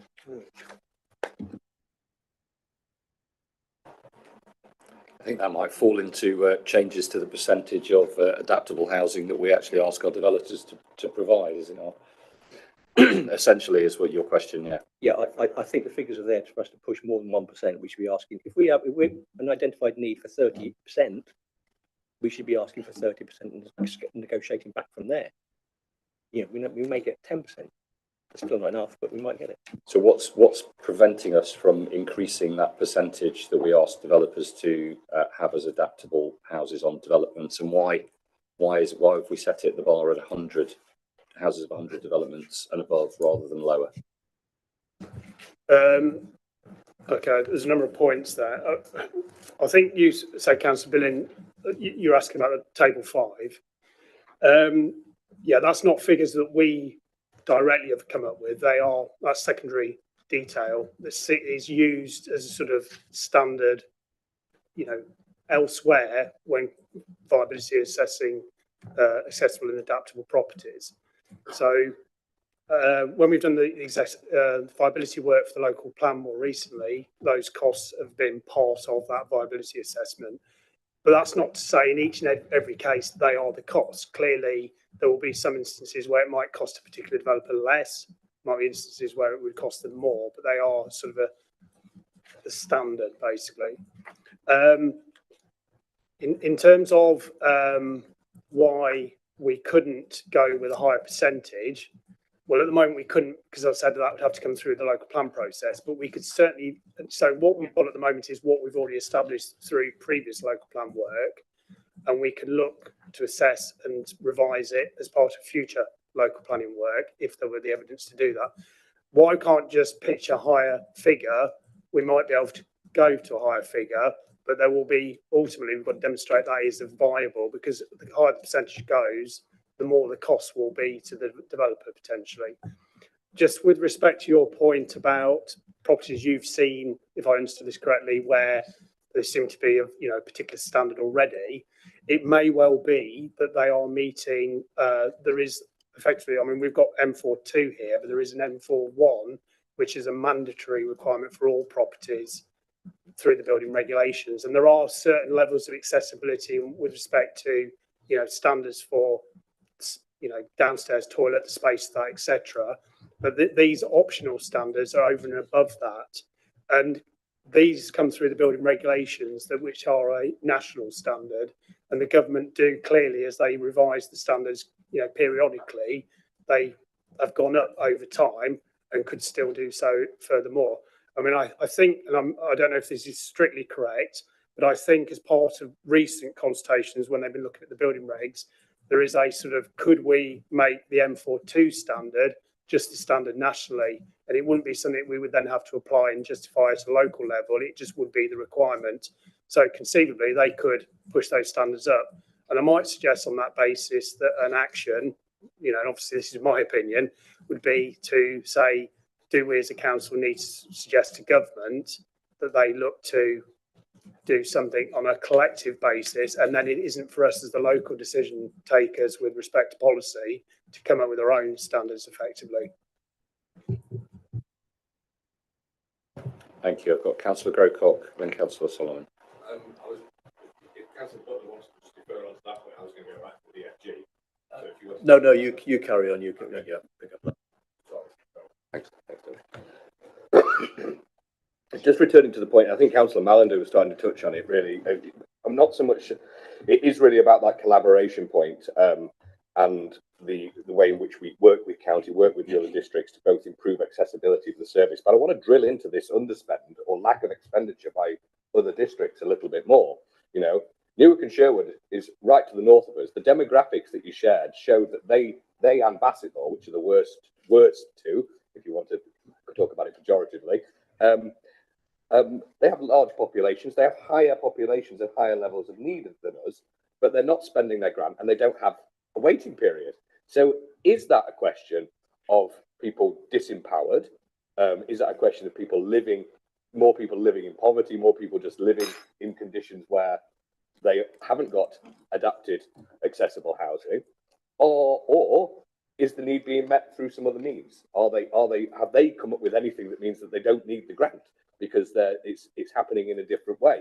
The costs are lower. So what I'd really like to propose is that there's some sort of efforts to answer those questions through whatever partnership forums you have and with other housing officers, other strategic housing managers, so we can actually get to the bottom of that, because that is a massive, because without doing that, without undertaking that analysis, you're never going to get agreement to a redistribution, So we need to get that analysis, really understand how they're doing it. How can Bassetlaw spend 300,000, and we're spending over $1 million? How can Newark and Sherwood spend 600,000? They've got a higher population than us, and they've all got higher levels of need.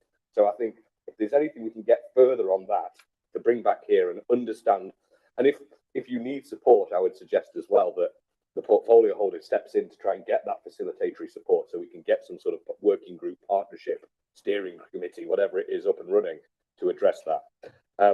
So that's my point on that. Just briefly, Richard, on the local plan issue, and obviously we've got to wait for that change before looking at the 1%. Is there anything, again, using all your planning policy wiles, where we could bring forward some sort of supplementary planning document or some sort of additional detail which might allow us to accelerate that consideration of that 1% on 100 houses?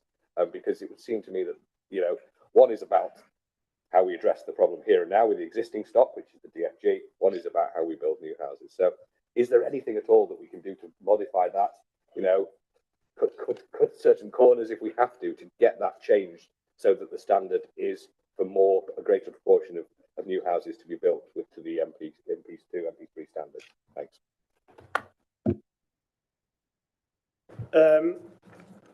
unfortunately, I mean, unless it comes through the local plan process and it is within the local plan, it couldn't be within supplementary guidance. That is unfortunately the only avenue as I can see it.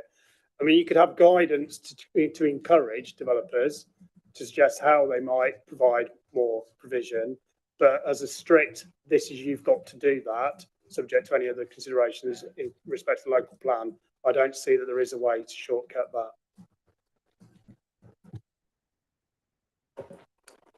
And just on the comment of the underspend for the other authorities, yes, I will certainly take that back to the strategic oversight group, and when we're looking at some of the different solutions, I will put that question, if we can have an analysis of that. Ultimately, it will also rely on the authorities agreeing to that, so whatever outcome, but I think it is worthwhile asking those pertinent questions.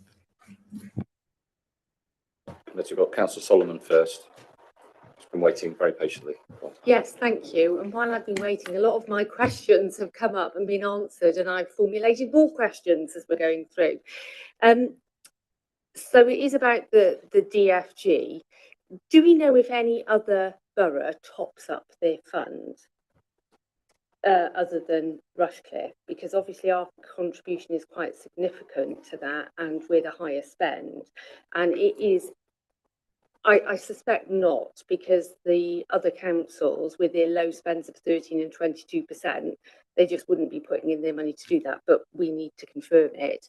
I'm really glad that one of your proposed solutions is collaborative working, because that unspent money is sitting in a pot. It needs to be used and redistributed. And I think by the fact that Rushcliffe, if they're the only one to contribute money, is very much demonstrating the highest level of need for more of that money to come our way.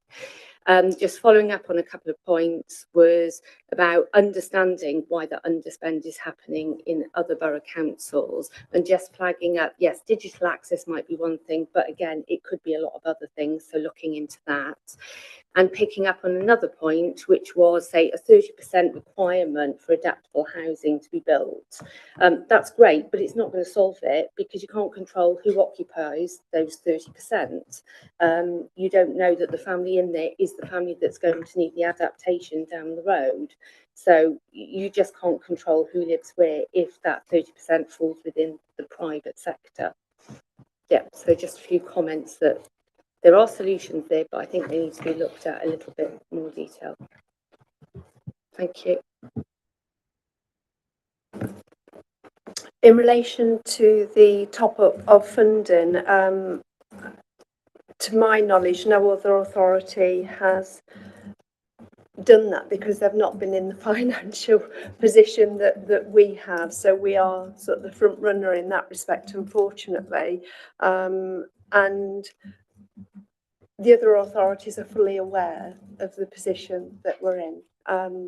We do talk about it a lot when we're trying to look at solutions as well address the current challenges. If we carried on as we're doing, it might be that another authority in a couple of years might find themselves in that situation.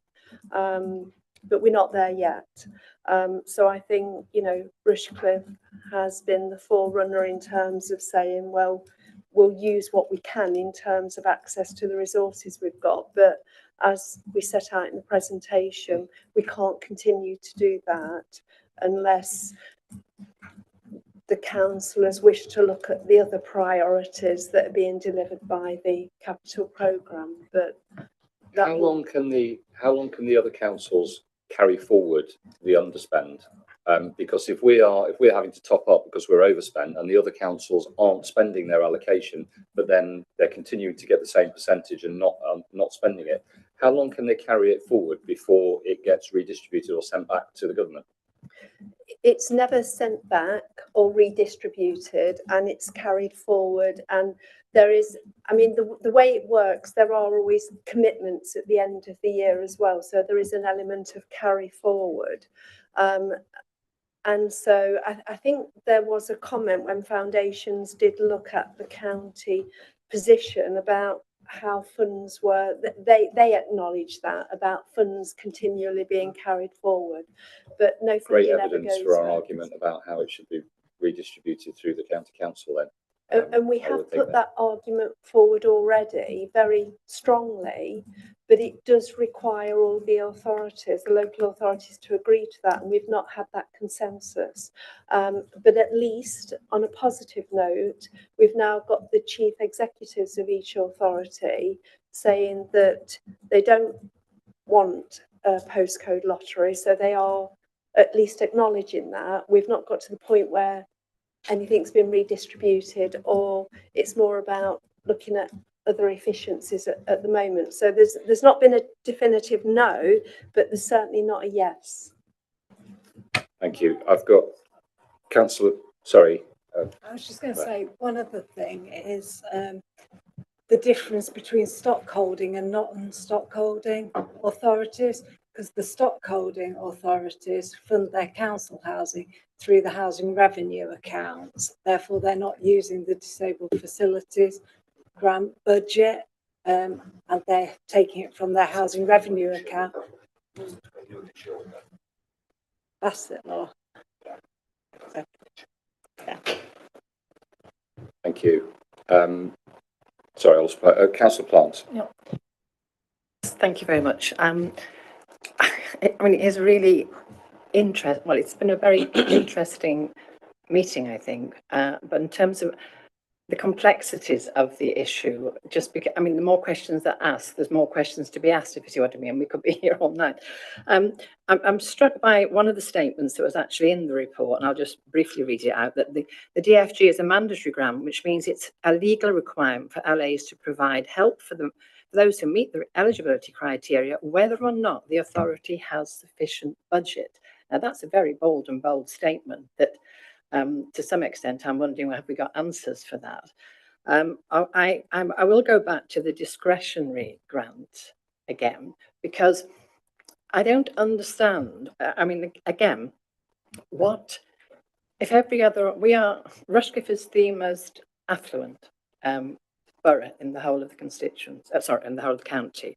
And now, going back to the allocation amount that Rushcliffe was given, that must be based on some criteria from from central government or from the county council. And I would imagine one of the major criteria is obviously the affluence of Rushcliffe compared to the disadvantage in the other counties.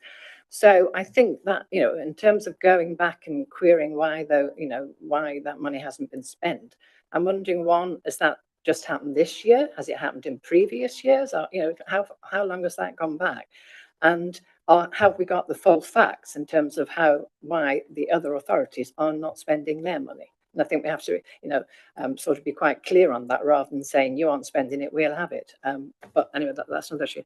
But going back to the discretionary allowance, there are now people who have really complex and serious needs, who obviously get 30,000 from the mandatory grant, but they can't get any top up. Now, I'm assuming that there are means testings in terms of their benefits or savings, in terms of whether they can get the mandatory grant. So if they have, you can get 30,000, but your extension or whatever is 50,000, we've got no top up. These people have no savings. So the people with the most complex needs are actually left with what? I don't know. And obviously that is certainly something that we need to be looked at, because they are the most vulnerable and the most in need. Again, going back to the mandatory, discretionary one. So when you say we have all authorities can have a discretionary grant, can you say, oh, well, we'll have a 50,000 discretionary grant, or we'll have a 10,000, or we'll have 100,000, or we'll have a nothing? Obviously, we can choose not to have it. But it does seem really a little bit unfair that, again, we are the most affluent, and yet we cannot top up at all. But then, of course, we put 250,000 in for 2 years running to top up the mandatory grant. I just don't understand the sort of the financial thinking there, and I'm very concerned about those people who can't actually, have been allocated a grant but can't actually get it because they haven't got the top-up fund. I probably can't recall all of that, but I'll do my best to work through some of it. That's fine. So yes, DFG is a mandatory grant, therefore we have the statutory duty to provide that. So the only way to manage that is the introduction of waiting lists. So we can't say to somebody, actually, you qualify, but we don't have enough budget. We can't do that. So the way that we're working within the current budget constraints is to have a waiting list. In an ideal world, we wouldn't have that. We'd undertake an assessment, yes, you qualify, and move on to the next step.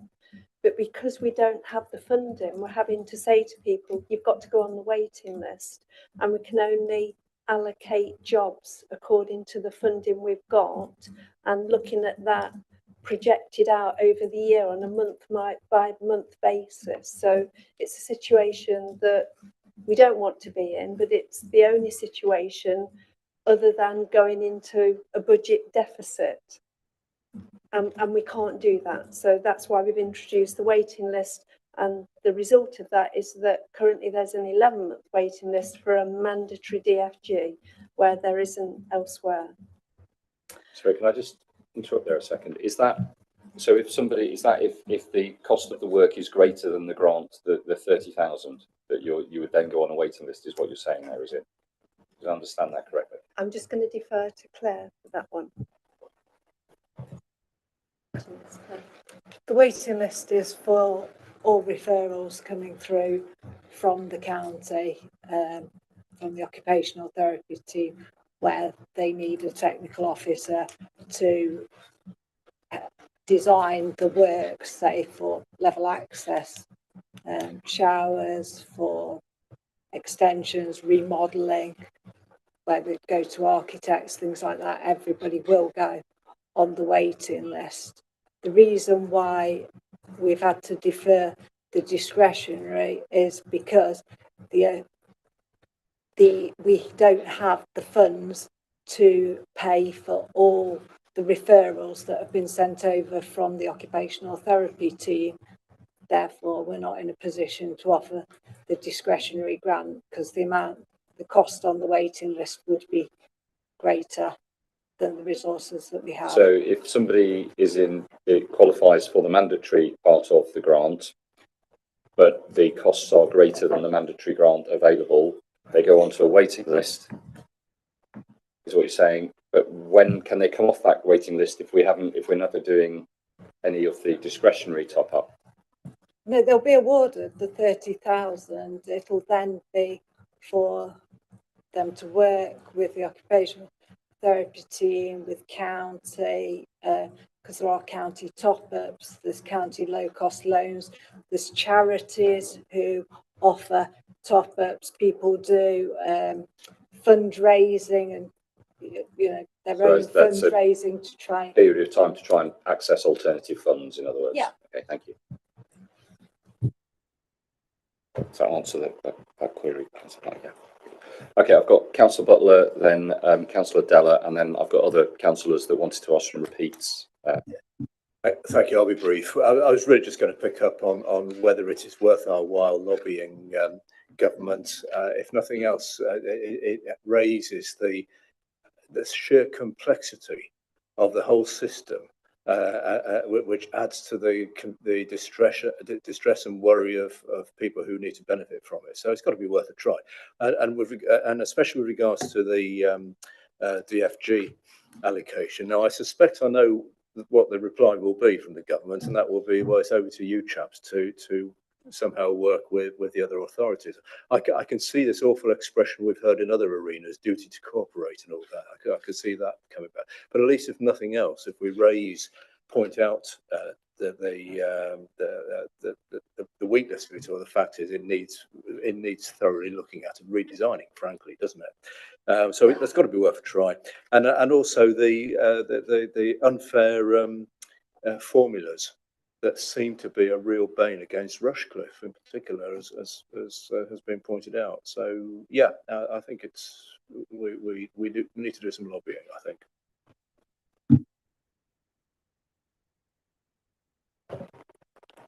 Okay. Just on that point, we have lobbied central government 3 times already. And we will continue to do it, but I'm afraid without any. Councillor Dalla. Just to say, if you can build all these adaptable houses in a new housing location, how do you make sure that the right people allocate those houses by private providers that are on the open market? That's an inherent weakness. Those that are delivered as part of the market sector, we have no control whatsoever over that. So it's sort of effectively within their hands to make sure that the people who probably need them more than others end up in those properties. And I think it's correct to say it's one of the reasons why we try and secure the provision for accessible under the M3/4 through the affordable housing provision of the site, so that we've at least got more control over who might end up in that. But clearly that will have to be people who are on through the waiting list. So if there's somebody who is at a level they couldn't be through the waiting list, they wouldn't be necessarily served directly through the market sector, which is particularly one of the reasons why when we're referring to the M4(2), so the lowest standard, we are trying through the Greater Nottingham Strategic Plan to have it applied to all properties, because then there is not that lottery. Everybody will have that standard irrespective of whether they need it or not. And they may not need it now, but if they stay in that property for the next 20, 30, 40 years, they may well in due course need those sort of greater standards in any event. Okay, I've got Councillor Walker, and then I'm going to come back to the other councillors that have already spoken. Councillor Walker. Thanks, Chair. I was struck by Councillor Barney's comments earlier. Okay, so what can we do? And that's what I've kind of been testing my mind on. Yeah, it strikes me that the issue here is trying to match the demand with the supply, and that's going to be different depending on quite different depending on the tenure. I think Councillor Solomon was right that I certainly don't think new housing is going to particularly help the demands to get to be the type of supply which will meet the demand, because of the lack of control that's just been referred to. So I'm happy to be proved wrong, but that doesn't seem like the right path. In the affordable and social sectors where we saw there being a lot of demand, I think a tenure type, particularly assured tenancies, again, it doesn't help us there, because once that adaptation is in, that tenancy is likely to stay for a long time, even if the need goes away and is actually somewhere else. Private rented sector was spoken about earlier, which in and of itself is more temporary. The reforms that are in Parliament at the moment are going to make tenancies even shorter. Ergo, landlords less likely to want to make those investments for tenancies that could end at any time. And then you've got kind of market housing, where a lot of the time adaptations are made. Typically, perhaps towards the end, people that are for older people, when those houses come onto the market, a lot of the time the first thing that happens is those adaptations are ripped out by the new owners. So no answers there, but I think if we can focus our attention on how we can make the supply meet the demand, understanding those factors, I think it certainly is a way, I think, to approach the question or approach the problem. Thank you. Mr. Banks, I know you wanted to come in on some other points. Thank you, Chair. Yeah. So it was just in relation to the issue around national policy. So earlier this year, there was a committee published report. It was 20th of May 2024, and it was from the Levelling Up Housing and Communities Committee around disabled people in the housing sector. Rushcliffe Borough Council contributed to that. In fact, I went down to Oxford City Council headquarters and provided evidence well, along with a number of other colleagues, around some of the challenges you've just been talking about tonight. You know, the fact that there is an issue with the formula, there is an issue actually with the way that we are set up, if you like, to sometimes deliver DFGs. It also covers around the whole point around the planning system and building regulations around accessible housing. It does set out a number of recommendations, which I think it's probably worth me sharing this document with you, so you get a chance to have a look at it, because hopefully it will inform future government policy, and we're all waiting with bated breath for that policy to hopefully be implemented in the coming months or indeed years, if it takes that long. Because it will take change at a national level, supported by work that we can do locally, as Don has already detailed. We are working closely with colleagues across Nottinghamshire, including the County Council, along with portfolio holders and other political representatives, to try and encourage and facilitate a coordinated change across Nottinghamshire, which we hope will come sooner, which will improve the situation and the availability of these grants, particularly for local residents. Thank you. Just aware of the time, I've got a few councillors that want to come back, so we just ask you to keep it short, and then we've got to try and come up with or amend any recommendations we want to put to this. So, Councillor Tewings, I cut you off in your prime earlier on, so only fair I'll come back to you first. Thank you, Chair. I'll keep it short and succinct. Quickly, I think some positives first, or one positive. The Great Northern Plan is put forward that all properties at M42. I think that's a tremendous effort.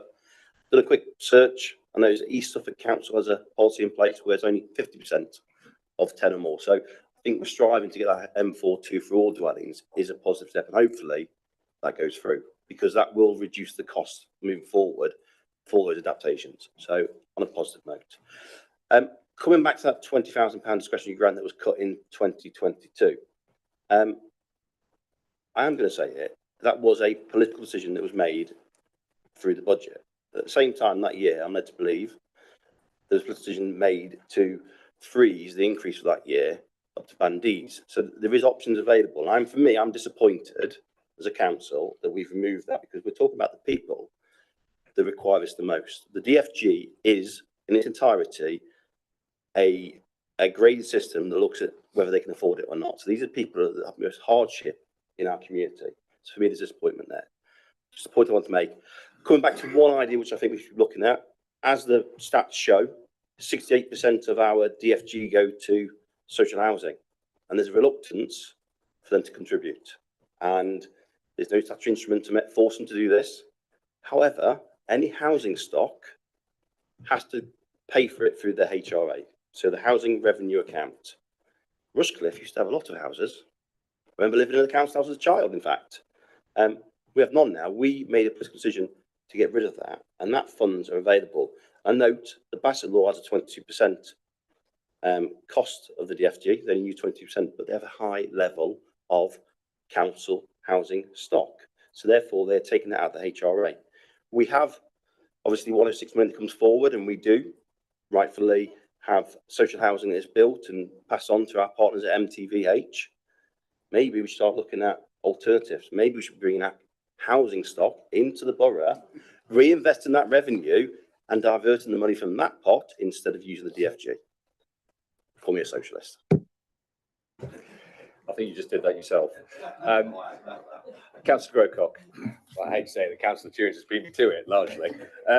But rather than making the points, I am going to ask the question, because I think I did ask about analysis earlier. Councillor Plant reinforced that point about analysis, and Claire started to say something about Bassett law, which I think did chime with something that Councillor Tewings had just said.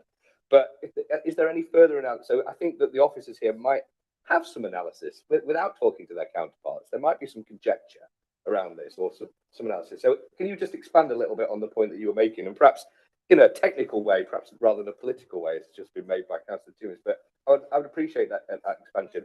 It doesn't necessarily answer the question around Newark and Sherwood, though, because Newark and Sherwood I believe doesn't have its own stock. I believe it's more like us. So why are they really not taking it on? Any thoughts you have on both those points, please?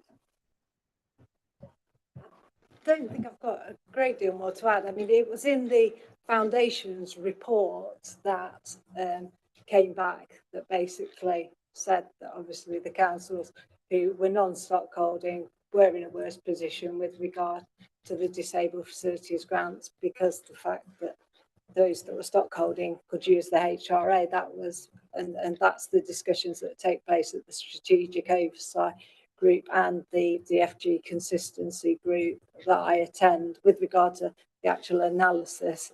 Yeah, I'd be interested to get some more information as well, and that's something that Donna and I can obviously proceed with doing with our counterparts when we attend the meetings with them. Councillor Parrott, then Councillor Way, and then I'm going to move to the recommendations. I'll be very brief. Councillor Mallender mentioned about awareness about how residents would not even know that the disability, the grant exists, and how difficult it is to navigate to the system. Now, what I was wondering, it's a recommendation, if through our local comms and through council publicity on the website or on social media, etc., we actively publicize the DFG, and all local councillors can share that with their residents as appropriate, raising an awareness. And the second thing I wanted to ask, are we working with Age UK or any other charities in Rushcliffe who are able to give advice about DFG to local residents? Sorry, I'm just having a discussion with David briefly there. There is a fact sheet on so the front end of the system is at the County Council website, and there is a fact sheet on there for applicants that hopefully provides a more simplified version of the process. And we're always willing to raise awareness. I think it's the right thing to do. But I will say, and it's not a reason not to do it, raising awareness will raise demand. And we've already got a waiting list of 11 months. And I'm certainly not suggesting we don't do it, but that will be a consequence, a bigger waiting list as a result of that. Thank you. Councillor Way. Thank you, Chair. Just briefly, this sort of links with what Councillors Della and Solomon have said, is that some of these properties that are adaptable may be being assigned to families who perhaps don't need that. And in the report it says there's a very short notice and advertising period, 2 to 6 weeks, and within that time they've got to get in all the assessments and so on. In terms of what we can do, is who manages those lists, so those bidding lists, and is there any way we can make some changes to them so that there is more opportunity for those houses to be assigned correctly? Thank you. So the council's housing register, so we have nomination rights to those properties, and people need to be eligible on the housing register. So when we're made aware, obviously a tenant is only required to usually give 4 weeks notice to their landlord, the registered provider. They quite often do let us know as early on within that 4-week process that there might be an adapted property coming up, and we already then start to look on the housing register, think about the homeless cases we're doing, and we try to match. And in some instances we will, rather than advertise that, because the way we advertise properties, then everybody can bid for those properties and it goes to the person with the highest at the top of the list at the time. But where we've got an adapted property, we will make a direct match to a family to ensure that that is matched up. So as we mentioned in the presentation, I think that there are things that we can do to improve that, and that's part of the county commissioning consultants to undertake a mapping exercise and to look at an accessible housing register, and we can see how we can get better at utilising existing stock. Thank you. I think that's been a really useful session. Lots and lots of questions raised by everybody. Just before we move on to the recommendations, Councillor Pratt, you raised a question about the Safe and Secure grants. I'm reliably informed that actually that's another name for the handy person, the HPAS, the handy person scheme. Just to answer that query. And secondly, I've informed that the officers are quite happy to make the slides, the presentation, available on the councillors' portal if everybody wants that. That can go on there. I think that's yes. Thank you. Okay, now we've got two recommendations on the paper in front of us. The first one is that the Communities Scrutiny Group and the Growth and Development Scrutiny Group scrutinises the information provided by officers to enhance the provision of accessible housing, which I think we've done quite adequately this evening. And the second one, which is explores actions that the council can take to meet the housing needs of residents with disabilities. Now, on the tail end of the presentation were four suggestions there to increase the supply of accessible and adaptable homes, including wheelchair user dwellings, which I think is what we were hearing from around the table about reviewing the percentage of stock that we ask developers to have as either M42 or M43, whether we can, as officers, we can take that forward and maybe ask future versions of the local plan to up that number. Advocate for an increase in funding relative to local needs to address the current funding disparities. Can we have some extra data, or is it possible for you to push to get that extra data from the other councils? And I know you've answered the questions about having asked about the funding formula, etc. Is it worth us, as a recommendation, asking the portfolio holder to write to government about the funding formula again? Is that something the group are content with? I don't think it would hurt. Review the customer pathway exploration of joined up systems to create efficiencies and risk sharing. And I think we can add in there, speaking to the comms team to see if they can help advertise the DFG to make sure our residents are aware that they can apply for it. And then the last one on here was cross-sector investment, health and social care to reduce demand on healthcare systems and enable people to remain independent at home. I think if I'm interpreting that right, that would be just working closer with the occupational therapy and the health teams to ensure that the assessments are done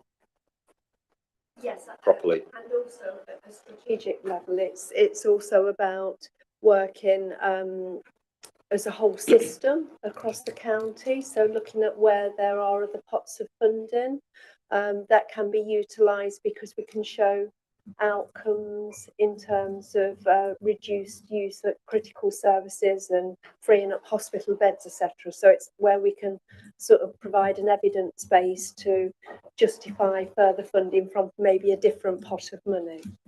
Thank you. And I think the other one that the members were saying from around the table is a variation on the theme earlier on, which was whether you as officers can push the other authorities to try and seek agreement of redistribution of funds, or certainly answering the question of why funds are rolled over year on year and not redistributed if there is need. So it does seem a bit perverse if it's not being spent in one area, but there is demand in another. Why, if it's central government money that is allocated to Nottinghamshire, why it can't be moved around with agreement?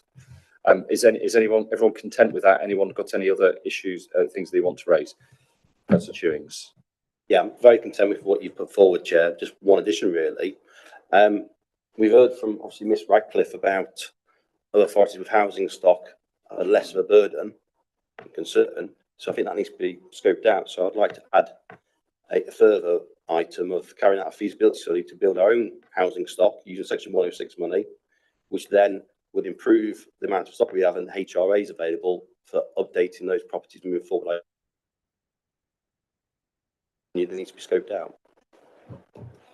I'm not sure that's within our remit as a committee.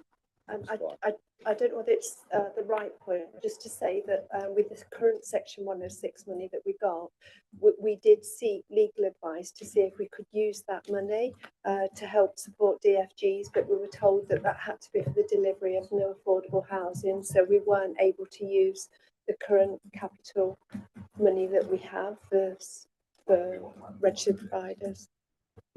Yeah, so that's, just to be clear, that's not my request. My request is that money to be used for, rather than the money being handed over to MTVH or other housing providers, we look at bringing it in-house, have our own housing stock, and then we have our HRA that comes from that, which we can then invest in the upgrade of those properties to meet the needs, which in turn potentially reduce the burden for the DFG as other local authorities do. I think that is in our gift to make the request. It's a shame the portfolio holder's not actually here, because he might well be able to answer that question. Councillor Williams, was it on this point? I think we had this discussion at the last full council where we discussed about the budget, and it was a request from the Labour group about having on a feasibility study around bringing in-house housing stock, and it was rejected and wasn't taken forward. So I can't see where this is the same kind of point, and using this accessible housing to kind of look at the same issue. I do take your point, and that was a point that was raised. Councillor Grocott is on this issue as well. It is, but that was before we had this analysis today, which changes the light of it significantly. And I think all members would recognise that there is clearly a need here to look again at the budget. We are moving towards a new financial year. I know we're only halfway through this one, but we've only got 2 full councils left. So I think there's no harm in asking for some further information and analysis with specific reference to this point. Councillor Chewins isn't putting forward a motion, he's just asking officers to do a little bit more analysis. Take point, Councillor. Yes, no, well, just in respect to that, obviously that isn't a council policy position at the moment, and we haven't got a budget, if you like, or officer resource allocated to undertake that piece of work.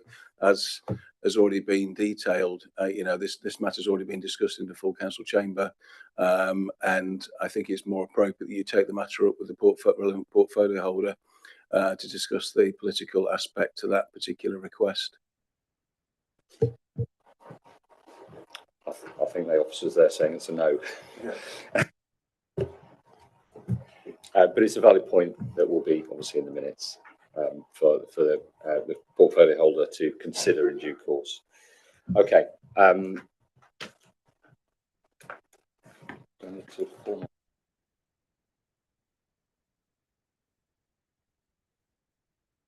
Yeah, well, I think Councillor Billy.